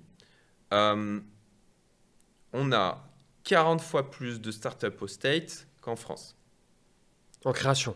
En création, Ouais, en existence. chaque année, il y a 40 fois plus de C'est ça. startups aux États-Unis Ça, par je me rapport à base la sur France. les chiffres de 2024. Nombre de licornes. Société valorisée plus de 1 milliard. 24 fois plus aux États-Unis. Ok. Monstrueux. Monstrueux. Alors que finalement, il n'y a que 5 fois plus d'habitants. Je crois que c'est en France 68 millions c'est ça. d'habitants et aux États-Unis, ça va être C'est ça. 330 ou quelque chose comme ça. Ensuite, la problématique des licornes en France, c'est que elles n'ont pas d'opportunité d'exit. C'est ce que j'ai expliqué. C'est que la liquidité, quelles sont les licornes françaises où il y a eu vraiment des exits? Là aujourd'hui, en plus de Est-ce ça, que il y tu a as des licornes, ouais, je deux, dirais, trois noms boiteuses. qu'on a eu récemment? Elles ont pour nom licorne, mais c'est parce qu'elles ont profité d'une survalorisation qu'il y a eu sur le domaine du venture capital sur 2020, parce qu'il y avait eu de la masse monétaire à foison. C'était les banques centrales qui balançaient du fric comme ça. Et donc, on a eu un effet de bulle sur moi. D'ailleurs, à ce moment-là, j'avais arrêté d'investir dans les startups. J'avais mis en pause D'accord. tant que le marché se corrige. Et je commençais à réinvestir quand le marché s'était corrigé, là où les valorisations étaient bien baissées, là où il y avait des startups qui étaient comme ça, parce que c'était plus intéressant pour nous en termes de conditions d'investissement. Donc, voilà, on continue. Ok, voilà, vous comprenez déjà la différence entre le marché français et les États-Unis. Comme je l'ai dit tout à l'heure, même si on étend à l'Europe, l'avantage des États-Unis, c'est qu'on a une uniformité en termes de langue, en termes de culture, en termes de pouvoir d'achat aussi, en termes de facilité à vendre, qui n'est pas du tout la même chose que ce que l'on voit en France et aussi en Europe, où on a multiculture, différences de régulation entre les différents pays, différentes de règles administratives, des lourdeurs d'un point de vue RGPD, etc., qu'il n'y a pas au States. Donc voilà, le marché est beaucoup plus porteur, beaucoup plus intéressant aux États-Unis. Ok, maintenant, zoomons dans les États-Unis. 56% de l'investissement venture capital, c'est la Silicon Valley. Donc on zoome encore. Et à l'intérieur de la Silicon Valley, on a des incubateurs startup, notamment effectivement le bien connu Y Combinator, d'où sont sortis des dingueries comme Airbnb, Stripe, Coinbase, etc. Parmi les plus grosses réussites qu'il y a eu sur ces 15-20 dernières années. Et d'ailleurs, Sam Altman, fondateur OpenAI, ChatGPT, en était encore le dirigeant il y a de ça 2 ans et demi. Donc voilà, c'est un endroit où c'est Leonardo DiCaprio, il vient faire son marché aussi de start-up. Voilà, voilà, on sait Et le que pourcentage c'est qui reconnu. deviennent des licornes, tu m'avais dit, Alors, c'était... je vais y Enfin, venir. tu as vais y venir. toutes les stats, j'avais C'est ça. été impressionné positivement. Maintenant, Y Combinator, très bien. Pourquoi le Y Combinator? Déjà, Donc je répète, ma théorie d'investissement, c'est d'aller taper dans le top 0,1% mondial des startups. Le Y Combinator, sur les boîtes qui postulent pour entrer dans YC, c'est 1% des boîtes qui sont prises. Donc, Ok. on a un niveau déjà, c'est les boîtes dans le monde qui vont postuler, c'est voilà, quelques centaines, enfin quelques milliers, sachant qu'il y a beaucoup plus de startups qui se créent à travers le monde. Et à l'intérieur de ça, c'est hop, 1% seulement. Et maintenant, les stats des résultats du Y Combinator. Ok, dans les cohortes, donc jusqu'à l'année dernière, on avait 2 démodés au sein du Y Combinator. Le démodé, c'est en clair une journée pendant laquelle les start-upers pitchent leur projet en 24 heures. Ils enchaînent, ils pitchent leur projet devant des investisseurs, 5 minutes devant à chaque fois les investisseurs, ça va très très vite. Et donc c'est globalement, nous on chasse en amont, mais c'est à ce moment-là où se fait le gros des investissements. Donc, 2 démodés, 2 cohortes jusqu'à récemment. Maintenant, ils en ont 4, ce qui est super pour nous aussi. Ça nous donne plus de latitude, plus de choix aussi, plus d'opportunités. Et c'est 10 à 15% des cohortes depuis 20 ans en moyenne qui deviennent des licornes dans le Y Combinator. C'est titanesque. Ah, c'est stratosphérique. C'est C'est-à-dire que stratosphérique. sur 100 startups qui rejoignent le Y Combinator, 10 ou plus deviennent des licornes. C'est ça. Stratosphérique. Deuxième statistique, taux d'échec. Vous vous rappelez tout à l'heure, j'ai évoqué 95% d'échec mondial. Taux officiel Y Combinator, 30%. Donc 70% des startups prospèrent quoi qu'il arrive. Qui vivent. Alors, Ou au dans les moins à 70%, l'équilibre. l'intelligence est dans la nuance. Il y en a effectivement, comme on l'a dit, voilà, 10-15% qui deviennent des licornes. Là-dedans, il y en a qui marchent, ça fonctionne, ça ne fait pas des dingueries à stratosphériques. Puis il y en a qui survivent, qui sont encore là, qui sont moribondes. Quoi. Voilà. Ouais. Mais 30% vraiment de startups qui sont mortes. Là où on a 95% selon la stat mondiale. Okay. Dernier chiffre, le plus insane, celui-là, c'est même d'un point de vue intellectuel, c'est impossible de se représenter à quel point en termes d'intérêt composé, c'est une dinguerie. Le taux de rendement annuel du Y Combinator, alors on n'a pas de chiffre exact là-dessus, c'est plutôt des gens qui ont fait des calculs, fait des extrapolations, mais on est en rendement annuel moyen sur 20 ans entre 150 et 200%. Par an. Par an. Ouais, énorme. C'est stratosphérique. Insane. Voilà, on ne peut pas se figurer. Là où on dit on est content si on fait du 10% et puis on est aux anges si on fait du 15-20% par an en fonction des investissements qu'on choisit. C'est ça. Donc pour moi, c'est un des piliers où j'ai un objectif de patrimoine de 100 millions. Pour moi, c'est un de mes piliers d'investissement. Pour aller chercher, cet objectif. Ça fait partie de mes stratégies d'aller chercher effectivement ce chiffre. Parce que bon, voilà, il faut des stratégies réelles pour atteindre les objectifs qu'on se fixe. Tu le sais très bien. Voilà. Donc voilà, pour le Y Combinator, sachant que nous, on va choisir pas que dans le Y Combinator, parce que moi, ça me dérange toujours quand quelque chose commence à être un peu trop connu. Et que c'est méga populaire dans le monde. Voilà, même si aujourd'hui, c'est très difficilement accessible d'être investisseur accrédité dans le Y Combinator. C'est un travail qui a été un travail de plusieurs années pour pouvoir y rentrer, pour pouvoir être intégré. Je ne détaillerai pas la manière dont on l'a fait dans ce podcast, mais il a fallu être inventif. Et puis, nous, comme notre théorie d'investissement, c'est les incubateurs les plus rentables au monde. On va chasse aussi dans Techstars. Et là, on vient tout juste d'être investisseur accrédité pour le speedrun de Andreessen Horowitz. Andreessen Asset Z, aussi connu par ce nom-là, qui est un acteur de référence dans la Silicon Valley. Pareil, ils ont eu Reddit, ils ont été de très très grosses boîtes. C'est une légende de la Silicon Valley. Donc pour moi, c'est le prochain Y Combinator. C'est le speedrun. Ils viennent juste de lancer leur incubateur. On a la chance d'avoir pu être accrédité parce qu'une des boîtes dans laquelle on a investi, Moona Health, est rentrée dans le speedrun de Andreessen Horowitz. Donc grâce à l'investissement dans cette startup, ça t'a fait rentrer dans le fonds. C'est ça. Le réseau, toujours pareil. Voilà. Et puis, c'est un an de ping-pong, de relance, de gratter à la porte. S'il vous plaît, oui, s'il vous plaît. Voilà, c'est pour arriver à l'intégrer. Donc là, on a le démodé qui est semaine prochaine, au moment où on fait ce podcast, où mon associé Steve y va, pour chasser, là aussi.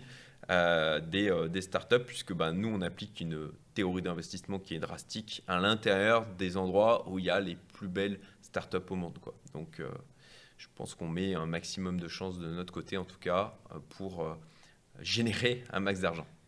Et concernant le Y Combinator, donc tu as évoqué que seulement 1% des dossiers étaient acceptés. Et du coup, ils acceptent quoi? 50 startups par an, 100 startups, 30 startups, 500 startups? Parce que j'imagine que toutes les startups du monde, les meilleures postulent. Bon, en tout cas, il y a une forte probabilité qu'elles postulent. Mais s'ils prennent que 1%, j'imagine qu'il y a des milliers qui... Ah oui, il y en a des Est-ce milliers qu'ils se qui disent, sont il laissés y a sur une le limite carreau. un peu comme les Jeux Olympiques, X athlètes, là c'est 50 startups par an, donc il y a 500 postulants, les meilleurs, et on va prendre les 50 les plus pertinentes selon leurs critères. Est-ce que tu sais le nombre de startups qui sont acceptées en mois? Oui, on le voit par rapport, nous, aux cohortes qu'il y a dans l'ordre des démodés. Grosso modo, on va être à 100, 120 en moyenne, je dirais, dans les 100, 120 startups. Donc, ça fait à peu près 500 dans l'année qui sont intégrés dans le Y Ouais, donc Combinator. ils en intègrent 500 par an. Ouais, là, maintenant, Ouais. avec les 4 cohortes, on est dans les 500. On était plutôt sur la moitié, au final, les années d'avant. Merci Cédric. Donc si on récapitule les chiffres clés du Y Combinator, donc numéro 1, 10% en plus des startups deviennent des licornes. Donc ça c'est stratosphérique. Numéro 2, seulement 30% des startups chutent, meurent au lieu de 95% sur la statistique mondiale. Et numéro 3, seulement 1% des dossiers des meilleures startups au monde sont acceptés. Et numéro 4, ils ont un track record depuis 20 ans. Depuis 2005. Alors, la date exacte. Au début des années 2000. Ouais. C'est Donc ça. ce qui est certainement peut-être aussi l'incubateur de start-up le plus ancien de ce C'est qui est parmi fait les dans plus le monde, anciens, ça c'est clair. je pense. Ouais. Et là, tu as évoqué qu'il y avait des alternatives également aux États-Unis, deuxième, troisième incubateur qui, j'imagine, sont là en relais pour pouvoir peut-être Moi faire j'aime de la bien la concurrence. résilience d'une manière générale, donc de se baser uniquement sur une source de deal, je suis pas à l'aise avec ça. Je pense que tu partages surtout aussi que, mon comme point de tu l'as vue. dit, plus ça va se démocratiser, plus potentiellement on peut perdre les fondamentaux et malheureusement avoir des rentas moindres. Oui. Qu'est-ce qu'a annoncé? Ça c'est historique effectivement. Comme toujours, les performances passées ne préjugent pas des performances futures. Vous avez dû entendre ça un paquet de fois. Et c'est vrai. Et c'est vrai. Néanmoins, voilà, on estime que quand même c'est assez logique, encore une fois, d'un point de vue probabilité, que l'on met un maximum de chances de notre côté. Sachant que voilà, le Y Combinator met des tickets dans chaque startup, ils mettent de leur propre argent. Moi, c'est dans ma théorie d'investissement quelque chose qui est important. Dans chaque fois que je vais sur un deal, c'est que les porteurs de projet sont skin in the game. C'est-à-dire que là, j'ai un fonds d'investissement dans lequel j'ouvre dans mes programmes privés la semaine prochaine. Et c'est un fonds d'investissement, un fonds de search fund, fonds de private equity. Le fonds va faire une taille de 20 millions. Les GPs, donc les General Partners, en clair les gestionnaires du fonds, ont mis 8 millions de leur poche. 40% du fonds, c'est de leur fric.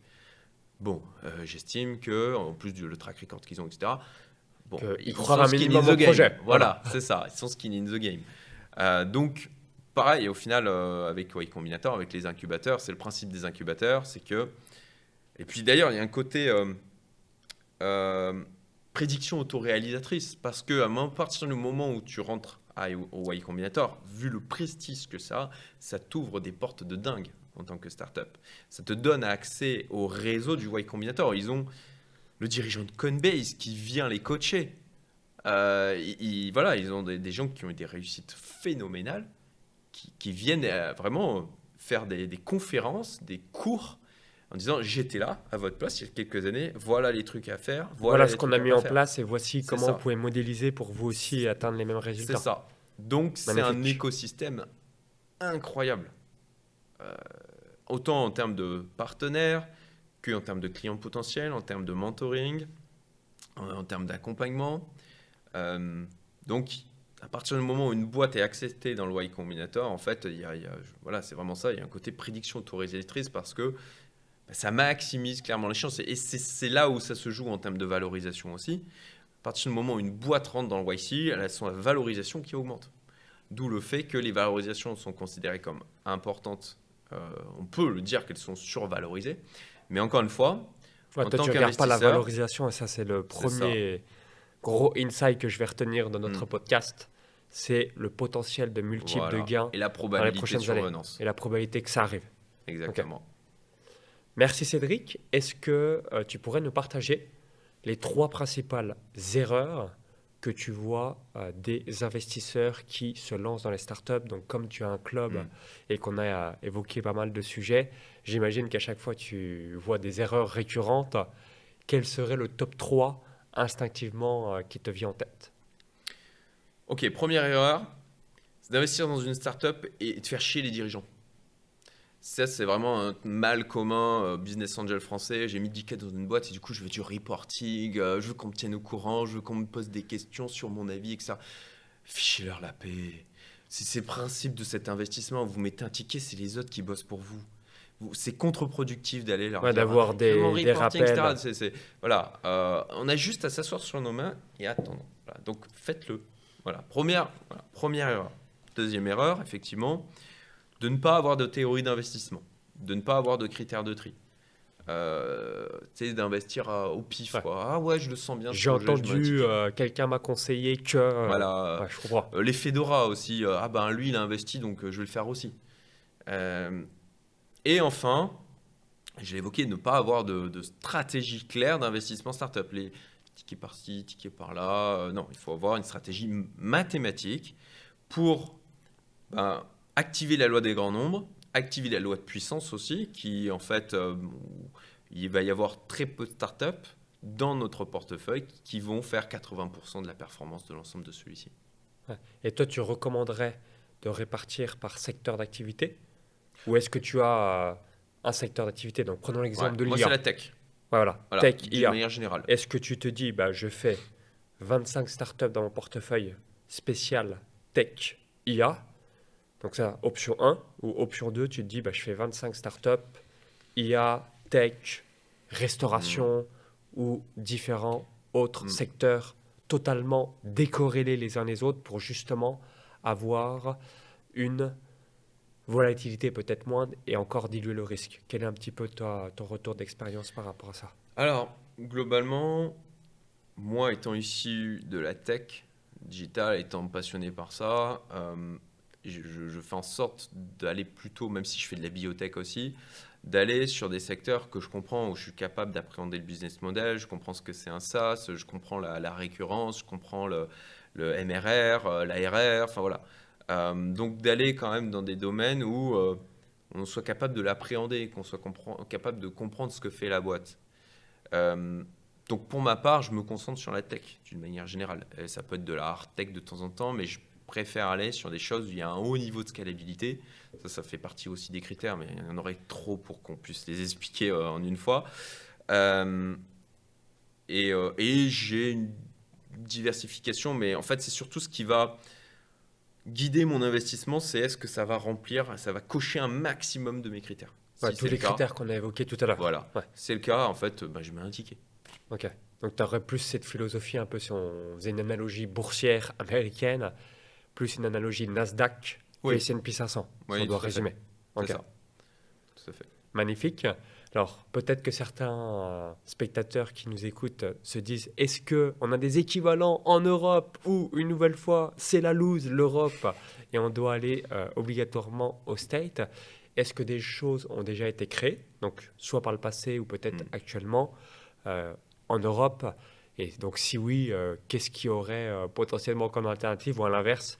Tout le monde focus USA, bah non, il n'y a pas grand-chose qui est fait Hmm. en Europe. Quelle est un petit peu la tendance Il y sur a, ce il y a des sujet? choses en Europe. Après, sincèrement, moi, je me suis concentré sur le marché. Encore une fois, j'ai expliqué qui est le plus porteur, où il y Ouais, a le plus de bah, c'est comme probabilité. finalement c'est comme la bourse.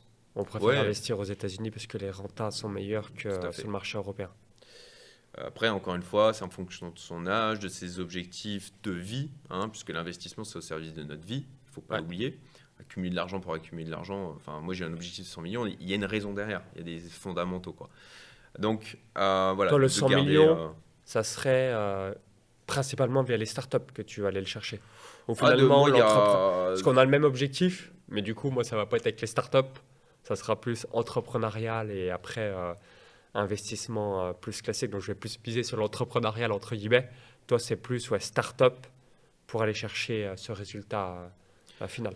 Pour moi, c'est un ensemble, hein. À vrai dire, d'une manière générale, j'aime bien avoir de multiples scénarios d'enrichissement Ouais. avec chacun qui puisse m'amener au chemin tout seul. Voilà. Ok. Donc, les startups en est un. Il y a aussi des fonds de private equity sur lesquels je me positionne. J'ai une stratégie boursière où concrètement, si je la tiens et si les performances attendues correspondent, j'y arriverai aussi. Il y a aussi l'entrepreneuriat, mais l'entrepreneuriat, comme je l'ai dit, me sert de levier pour venir magnifier tout ce que je fais en termes d'investissement. Globalement, moi, ma théorie, je crée un écosystème où je regroupe des gens autour de moi qui me rendent plus fort et où je peux leur donner accès à des opportunités auxquelles ils n'auraient pas accès sans ça. Et pour revenir, juste avant, je t'avais coupé, s'il y avait des choses qui avaient été réalisées en Europe sur l'aspect Oui, pardon. startup. Écoute, tu as Station F, typiquement. Ça, c'est en France ou c'est dans un autre qui pays? existe en France. France, Station F. C'est Xavier Niel qui a créé Ouais, ça. ok. Après, écoute, alors, après ça, c'est le fonds d'investissement Xavier Niel avec Kim Aventure et Jean de la Roche-Brochard. Mais bon, c'est un fonds d'investissement au final. Donc, tu as eu The Family. Voilà, qui aujourd'hui est au point mort et en tout cas moi de ce que j'en sais il n'y a plus rien qui se passe. Ouais, Il y c'est a pas les prévu bisbis, d'être relancé effectivement, dans le mais futur. ça sent le pâté. Voilà. Ouais, je comprends. Après moi typiquement si je peux évoquer par exemple The Quest que je connais, Première fois que j'entends. qui est un incubateur au final dans lequel tu vois ils ont un fonds d'investissement, j'ai mis un ticket. Voilà, typiquement les gens où je trouve qu'ils font des trucs intéressants aussi en France, qui ont une approche pertinente, c'est une manière de soutenir tout en bien sûr, c'est pas, tu vois, c'est pas de l'argent jeté en l'air, hein. J'estime que je vais Tu avoir peux avoir un retour retour sur investissement. Je Voilà, comprends. je suis pas là pour faire du bénévolat, hein. Donc oui, il y a des choses, mais encore une fois, je me concentre plutôt sur le marché state. Et certainement que j'ignore des tas d'acteurs qui existent, qui font certainement des choses très bien, mais je ne suis Ouais, pas... focus et au moins ça te permet. De toute c'est ça. façon, comme j'aime bien le dire, c'est jamais les opportunités qui manquent, c'est plutôt le cash. Mhm. Donc toujours rester entre guillemets le plus one things possible dans ce que l'on fait pour avoir des gros résultats. Mhm. Est-ce que tu aurais 2-3 sites ou 2-3 livres à nous partager pour augmenter ses connaissances, son savoir sur cette classe d'actifs? Ben, moi, je publie, je vais renvoyer vers mes réseaux sociaux. Ouais, avec grand, avec Voilà, grand plaisir. je Toi, c'est publie vraiment, tu as beaucoup de contenu, start-up, je que ce parle soit ta chaîne YouTube, tes de, réseaux de sociaux, etc. tout ce qui m'intéresse d'une manière générale. Je dois avouer que j'ai une stratégie de contenu où en fait, je parle des sujets qui m'intéressent moi. Donc parfois ça peut être des trucs de développement perso, typiquement sur voilà, moi je suis une alimentation keto, donc parfois je partage là-dessus. Mais bien sûr sur le private equity, là dernièrement j'ai publié un article sur les search funds, qui est une niche du private equity, j'en parlais tout à l'heure, sur ma chaîne YouTube. Et ensuite je dirais que en termes de contenu francophone, moi, si je suis abonné à des lettres. Il y a des livres qui ont été écrits sur les startups ou pas forcément? Oui, il y a des. Quand je dis Il y a- des livres qualitatifs de personnes qui c'est ont de d'ailleurs, l'expérience sur le sujet. Ah mince, il y a un bouquin d'ailleurs que c'est Oussama Hamar qui me l'a offert. Et son titre m'échappe, mais qui est justement sur l'écosystème startup. Mais je me rappelle plus du tout du titre là à l'instant T. Mais oui, tu as des bouquins par rapport à ça. Après, moi de mon côté, c'est vrai que au final, ça a été des articles. En fait, j'ai beaucoup appris par des retours d'expérience d'investisseurs avec lesquels j'ai échangé. Ouais, toi, Ça a c'est été ma vraiment du terrain, principale, voilà, ce qui est ça a le été meilleur du terrain. souvent. Ça a été ma principale source d'information et de ramification de ma théorie d'investissement. Ça a été des gens qui avaient fait, et d'une manière générale, c'est mon approche dans la vie, c'est d'aller vers les gens qui ont fait ce que je veux faire. Tu vois. Ouais, qui ont déjà réalisé le chemin, ça. comme ça ils peuvent te guider au mieux pour modéliser et faire la même Tout à chose. fait. Donc j'ai eu la chance tu vois, d'échanger avec Jean de la Roche-Brochard, où il m'a partagé les tableaux de bord de Kim Aventure, de voir tu vois, dans le détail qu'est-ce qui se passait en intérieur. Voilà, Oussama Hamar, près de qui j'ai pris des conseils sur, alors je sais, il décrit des tas de personnes, mais en tout cas, on ne peut pas lui enlever tout ce qu'il a apporté aussi à l'écosystème, toute l'expérience qu'il peut avoir. Et puis, moi, je pars du principe qu'on est toujours le connard d'un autre, donc je me base sur mon expérience personnelle que j'ai avec les gens. Et donc, voilà, lui, il m'a transmis de l'expérience par rapport aussi à ça. Comme je l'ai évoqué tout à l'heure, des personnes avec lesquelles j'ai pu échanger, notamment celui qui avait mis $200 000 et qui en générait quelques dizaines de millions comme ça, celui qui investit dans Bolt. Voilà, je vais chercher des insights, de l'information, des erreurs à pas faire auprès de personnes qui ont fait. Voilà. Donc, et ça nécessite un travail de réseau qui est bien sûr essentiel, mais c'est quelque chose. C'est du bon temps investi parce que l'avantage, c'est que ça, c'est du terrain. Donc, c'est pas de la théorie, entre guillemets. C'est là où on a souvent les meilleurs insights pour modéliser pour la suite. Tout à fait. Après, il y a des sources d'informations. Je pense à Crunchbase, typiquement. OK. Et alors, j'essaie de réfléchir s'il y a des chaînes YouTube que j'estime francophones. Ouais, parce que je pense que ça va certainement se démocratiser à l'avenir. Oui, une ouverture, parce que. Alors, il y a une ouverture aussi par un côté un peu. Ça fait rêver, quoi. De se dire, potentiellement, j'investis dans une boîte qui va faire x100. Et là, c'est là où je dis, attention, les gars. Tout le monde veut, j'aime bien donner les analogies du sport, mais tout le monde veut le futur Mbappé, le futur Léon Marchand, le futur Teddy Riner. C'est ça. Cependant, c'est une exception. Où tout le monde aimerait le futur Jeff Bezos, Elon Musk, Bill Gates. Sauf que c'est très, très, très, très, très, très, très rare. Et c'est important d'en avoir conscience. Et si on arrive déjà à faire une rentabilité de 25 à 30% moyenne par an, on évoquait tout à l'heure entre 150 et 200, je pense que les futurs investisseurs du Y Combinator, même s'ils font que 30% moyenne par an, je pense qu'ils seront quand même relativement ravis. Voilà, c'est important d'avoir en tête que si on peut faire plus, magnifique, merveilleux, topissime. Ensuite, si on a déjà une rentabilité supérieure par rapport à des investissements plus classiques, on reste gagnant et tout le monde est hyper heureux et happy. J'aime bien les 2 citations de Warren Buffett sur l'argent. Première règle, ne pas perdre d'argent. Deuxième règle, se rappeler de la première règle. Donc, moi, j'ai toujours cette philosophie. Déjà, c'est vrai que quand tu ne perds pas d'argent, tu as cet avantage il n'y a pas besoin de recréer ce momentum. Parce que quand tu as 100 et que tu perds 20%, pour repasser à 100, donc 100, 20%, tu es à 80. Pour repasser de 80 à 100, c'est pas faut augmenter de 20%, il faut remonter de 25%. Donc, c'est pour ça que j'ai compris vraiment ces règles-là. Donc, quand on arrive déjà à avoir un retour sur investissement intéressant, merveilleux, topissime, vis-à-vis de tout ça. Alors maintenant, j'aimerais que tu nous partages. Tu as un club deal. Quels sont les avantages? Donc, comment est venue à la création de ton club? Quels sont les différents avantages? Partage-nous un petit peu plus, parce que peut-être que vous êtes encore jusqu'ici, vous dites « Cédric, j'ai envie d'être accompagné par tes soins » ou encore « Justement, tu m'as l'air certainement une bonne personne pour m'éduquer sur mes connaissances, mes compétences pour en savoir davantage sur cet écosystème startup ». Dis-nous tout sur la genèse jusqu'à aujourd'hui de ton club. Donc InvestorX, alors typiquement, il y a une sélection à l'entrée parce que par essence, on ne peut pas accueillir, là on est un peu plus de 200, on ne va pas pouvoir accueillir plus de 500 personnes. Voilà. Donc quoi qu'il arrive, dans le futur, tu as pour ambition de limiter à 500 places pour toujours garder la plus grande qualité possible. Alors, et pas faire du mass market. C'est de par notre théorie d'investissement. Alors, voilà, je ne vais pas les citer, mais il y a certains autres clubs qui font rentrer beaucoup de personnes et qui n'ont pas la possibilité ensuite de servir tout le monde. Nous, on a envie que quand même les gens qui sont dans le club puissent investir sur un nombre suffisant de startups. Donc forcément, il faut caper. Qui plus est, et les startups, nous, sur lesquelles on se positionne, il faut bien comprendre qu'on doit négocier pour rentrer sur les startups en question. Elles ne sont pas ils sont pas là en mode donnez-nous de l'argent s'il vous plaît. Non, c'est plutôt tu veux me donner du fric? Non. Je veux dire, c'est la startup qui a le rapport de force. Absolument. C'est pas l'investisseur. Et vraiment, il faut faire des pieds et des mains. Nous, on a vécu des trucs ubuesques.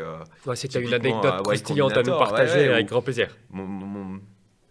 Voilà, mes associés Nathan et Steve discutaient avec une start-up qui était, qui était hyper intéressante au Y Combinator. Et ils ont quelqu'un qui est arrivé qui s'est mis littéralement devant un gars qui avait un fonds d'investissement, leur a coupé la parole et a commencé à, tu vois, à reprendre le truc, à vouloir discuter avec le gars. Donc ils ont dû s'imposer pour reprendre parce que c'est la compète. Réellement, entre investisseurs, c'est une compétition.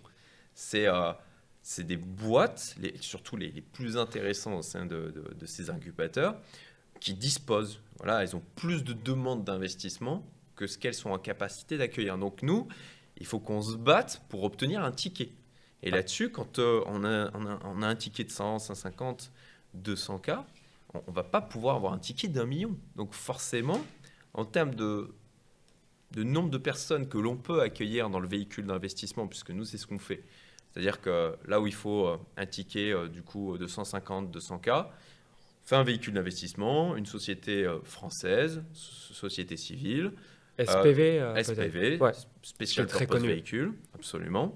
On regroupe en fin de compte tous les investisseurs qui deviennent associés de sa société. Et la société investit et met le ticket nécessaire dans la startup. Parce qu'eux, ils ne veulent pas avoir 50 investisseurs avec 2000 balles chacun, quoi. Là, c'est direct non. Ils veulent Donc, le ticket à c'est 200K ça. et après débrouillez-vous entre vous. C'est ça, exactement.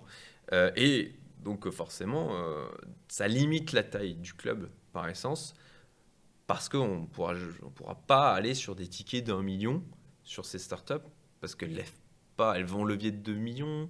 Et eux, le choix des investisseurs est stratégique aussi. C'est des gens, ils vont les choisir par rapport au réseau que ça peut leur amener, au partenariat que ça peut leur déboucler, à la visibilité que ça peut leur amener. Voilà. Donc, comme ils ont une taille limitée, ils ont plus de demandes que ce qu'ils peuvent accueillir, il faut une sélection. Donc là, aujourd'hui, il faut réellement, littéralement, c'est pour ça qu'on a mis en place des stratégies de chasse en amont, etc. On essaye encore une fois d'être malin. Et puis d'ailleurs, les investisseurs, typiquement, dans ces incubateurs, sont notés. On a une note. Et les startups n'ont pas le droit de donner notre note, ni les commentaires qui y sont associés. Donc les startups, quand elles voient InvestorX, elles savent, OK, il a telle note, il a tel commentaire. Voilà. C'est quand on est les chauffeurs Uber des startups, tu vois. J'imagine. Donc voilà, la raison pour laquelle, au niveau du club, c'est limité en termes de taille. Et puis, il y a un entretien pour potentiellement pouvoir rentrer, parce que l'objectif, c'est pas faire rentrer des gens qui vont juste mettre un ticket. C'est encore une fois que ça cadre avec la théorie d'investissement global. Que tout le monde soit dans la même vision, les mêmes ça. valeurs et C'est la ça, direction du club. Tout à fait. Moi, je crois beaucoup à l'alignement des intérêts individuels. Voilà. Moi, c'est mon intérêt d'apporter des deals de qualité, parce que déjà, la force du club me permet de mettre des tickets là où, franchement, mettre 250K sur chaque startup, même 100K, ça pique un peu quand il faut en mettre 20 ou 30, quoi. Donc, je profite au final des véhicules. À chaque fois, on met de l'argent. InvestorX met de l'argent dans les startups aussi. On co-investit. Et on ouvre la possibilité comme ça aux autres. Plus, moi, je ne m'en cache pas. Bien sûr, c'est un business qui a pour but d'être rentable. Et nous, là où on a le potentiel de gain le plus important, ça va être sur le long terme, puisqu'on prend ce qu'on appelle un carry. On prend 20% de la plus-value qui sera potentiellement générée sur les startups. Et nous, les tickets les plus juicy. Les fameuses licornes. Exactement. Quand tu auras le C'est bonheur de les avoir, là, tu auras un multiple. Donc, quand les entreprises deviennent licornes, c'est généralement un multiple de. Ça dépend entre de x10 et x100. la valorisation d'origine, quoi. Ouais. C'est ça. Et souvent, c'est entre x10 et x100. J'imagine si on que c'est prend valorisé une entre 10 valorisation et 100 de millions. 30 millions, tu vois, on c'est va x être 33. Exactement. Ok. C'est ça. Non, donc, si on récapitule, Hmm. tu as réalisé ce club dans un premier temps pour un besoin personnel, puisque, comme on l'a évoqué dans l'intégralité de ce podcast, dans l'idéal, c'est d'investir sur 25 startups. Minimum. Si on peut plus, encore mieux, mais on va dire 25 startups ou plus. C'est le minimum. Si on veut avoir les pépites, les tickets d'entrée par startup sont généralement entre 100 à 200K. Mhm. Donc, si on fait le résumé, il faudrait, et qu'on est en mode solo, entre 2,5 millions et 5 millions. Et plus, il faut le réseau, parce que même si, admettons, on a le cash, si on n'a pas les accréditations, on ne peut pas investir. Absolument. Donc d'où, entre guillemets, la mise en place de tout ça, ouais, je comprends. Voilà. Donc, Non, mais c'est bon, ça répond à la ouais, question? excellent par rapport à tout ça. Et du coup, pour résumer, dans 2030-2040, quelle est ta vision sur l'écosystème startup et même toi par rapport les 100 millions, tu vas aller les chercher d'ici 2030, 2035, 2040, 2045, quel est à peu près ton horizon de temps où tu Sur un horizon estimes de 20 ans, moi. ouais, donc on va dire Voilà. destination 2045. 62... Enfin, ouais, c'est ça. Ouais. Ok, Je je parlais de comprends. mon âge, mais... Et toujours voilà, garder entre Ouais. guillemets ce fil conducteur sur start-up américaine avec une sélection Tant très que précise. c'est là-bas que les meilleures choses se passent, moi, c'est là-bas que je vais. Après, si après, à un moment donné, c'est la Chine, on ira en Chine. Si c'est l'Inde, on ira en Inde. Voilà, c'est là où, en fait, on a la mare avec les plus gros poissons. Ouais. Est-ce que tu as prévu de postuler pour qui veut être mon associé ou Non, non? absolument pas. Et puis, étant concurrent direct Ouais, je comprends. avec un des... C'est clair que dans son discours, c'est il faut écraser les autres. Je ne pense pas que ça soit de toute manière quelque chose qui me soit proposé. Je comprends tout à fait. Donc dites-nous, les amis, dans les commentaires, si vous avez déjà investi dans les startups, ça sera intéressant d'avoir votre retour. Donc dites-le nous dans les commentaires. Et votre expérience avec ça, d'ailleurs. Est-ce Voilà, que et qu'est-ce que certains ont eu ça? des exits? Est-ce que vous avez eu des résultats? Ça sera hyper intéressant. Effectivement. Personnellement, j'ai perdu de l'argent, mais grâce à ce magnifique podcast, bah forcément, j'ai fait plus ou moins toutes les erreurs possibles et inimaginables. Et bien avoir conscience que les startups, c'est une classe d'actifs très risquée. Est-ce que tu considérais, par exemple, les startups plus risquées que les crypto-monnaies, moins risquées, 50-50? Moi, premier abord, objectivement, je dirais peut-être très objectivement que les startups, ça serait moins risqué que les cryptos, puisque on est quand même dans l'économie réelle, alors que, à Ouais. mon sens, même si, alors moi que j'ai peut-être pas assez compris les cryptos, même si je vois un minimum l'utilité, c'est tellement peu dans l'usage de Monsieur Tout le Monde que bah, finalement, bah, en plus il y avait un membre là de Ariga quand on a fait le Master Club qui évoquait bah, si admettons le crypto s'arrêtait demain, est-ce que ça changerait la vie des utilisateurs? Et je me disais, c'est vrai qu'il a... Oui, Nicolas. Voilà, Nicolas, tu as peut-être Ouais, posé la même question. on en a En soi, discuté. et puis il me donnait l'analogie, bah, si les gens leur enlevaient leur smartphone, donc un iPhone ou un Samsung, là, ça serait la merde dans la vie des gens, entre guillemets. Après, en tant qu'occidental, on a une approche de la crypto qui n'est pas la même que le petit Africain, qui lui trouve un vrai intérêt en termes d'échange de valeurs. Là où typiquement sur le continent africain, les banques, l'échange d'argent, c'est une problématique. Ouais, donc là, la crypto résout un vrai problème, notamment sur le Mm. continent africain, sur les processeurs de paiement, Ouais, réception, envoi, ouais. hyper simple, rapide, et aussi lié, je pense, à l'hyperinflation, parce qu'il y a beaucoup de monnaies d'Afrique où Absolument.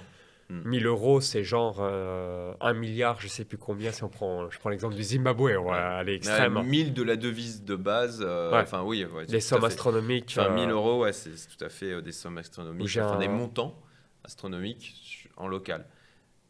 Et bah, alors là, j'ai donné l'exemple de l'Afrique, mais je crois que en fait, la majorité de la population mondiale est débancarisée. Ça, nous, on est ultra privilégiés d'avoir D'accord. accès à un système bancaire qui est perfectible avec toutes les problématiques que l'on peut avoir dans l'envoi de son argent ou la réception.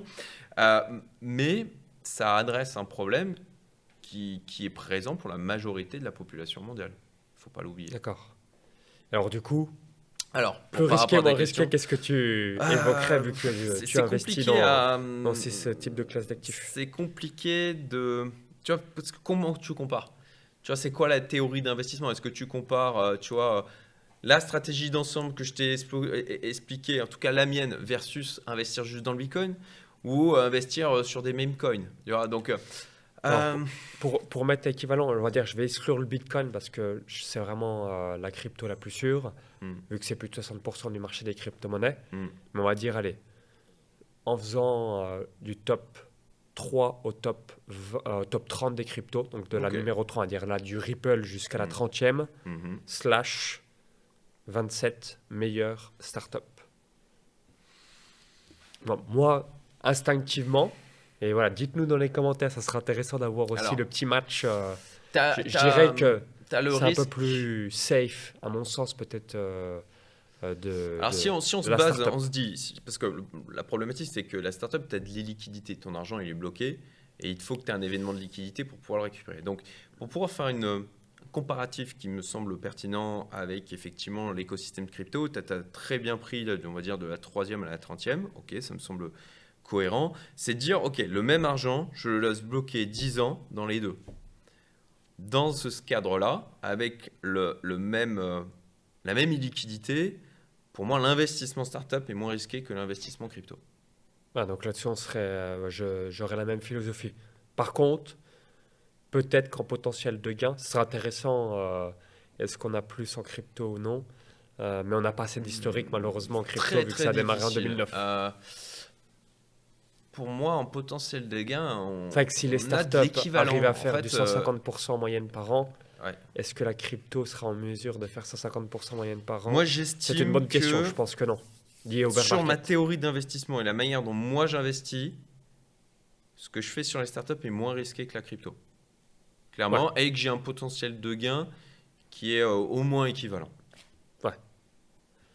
Merci Cédric pour Merci ton Maxence. retour. Est-ce que tu as un mot de la fin, une philosophie, un slogan que tu as envie de partager? Écoute, il y a deux choses que je répète assez régulièrement. L'intelligence, c'est dans la nuance. Voilà. Et deuxièmement, choix difficile, vie facile. Choix facile, vie difficile. Je valide à 100%.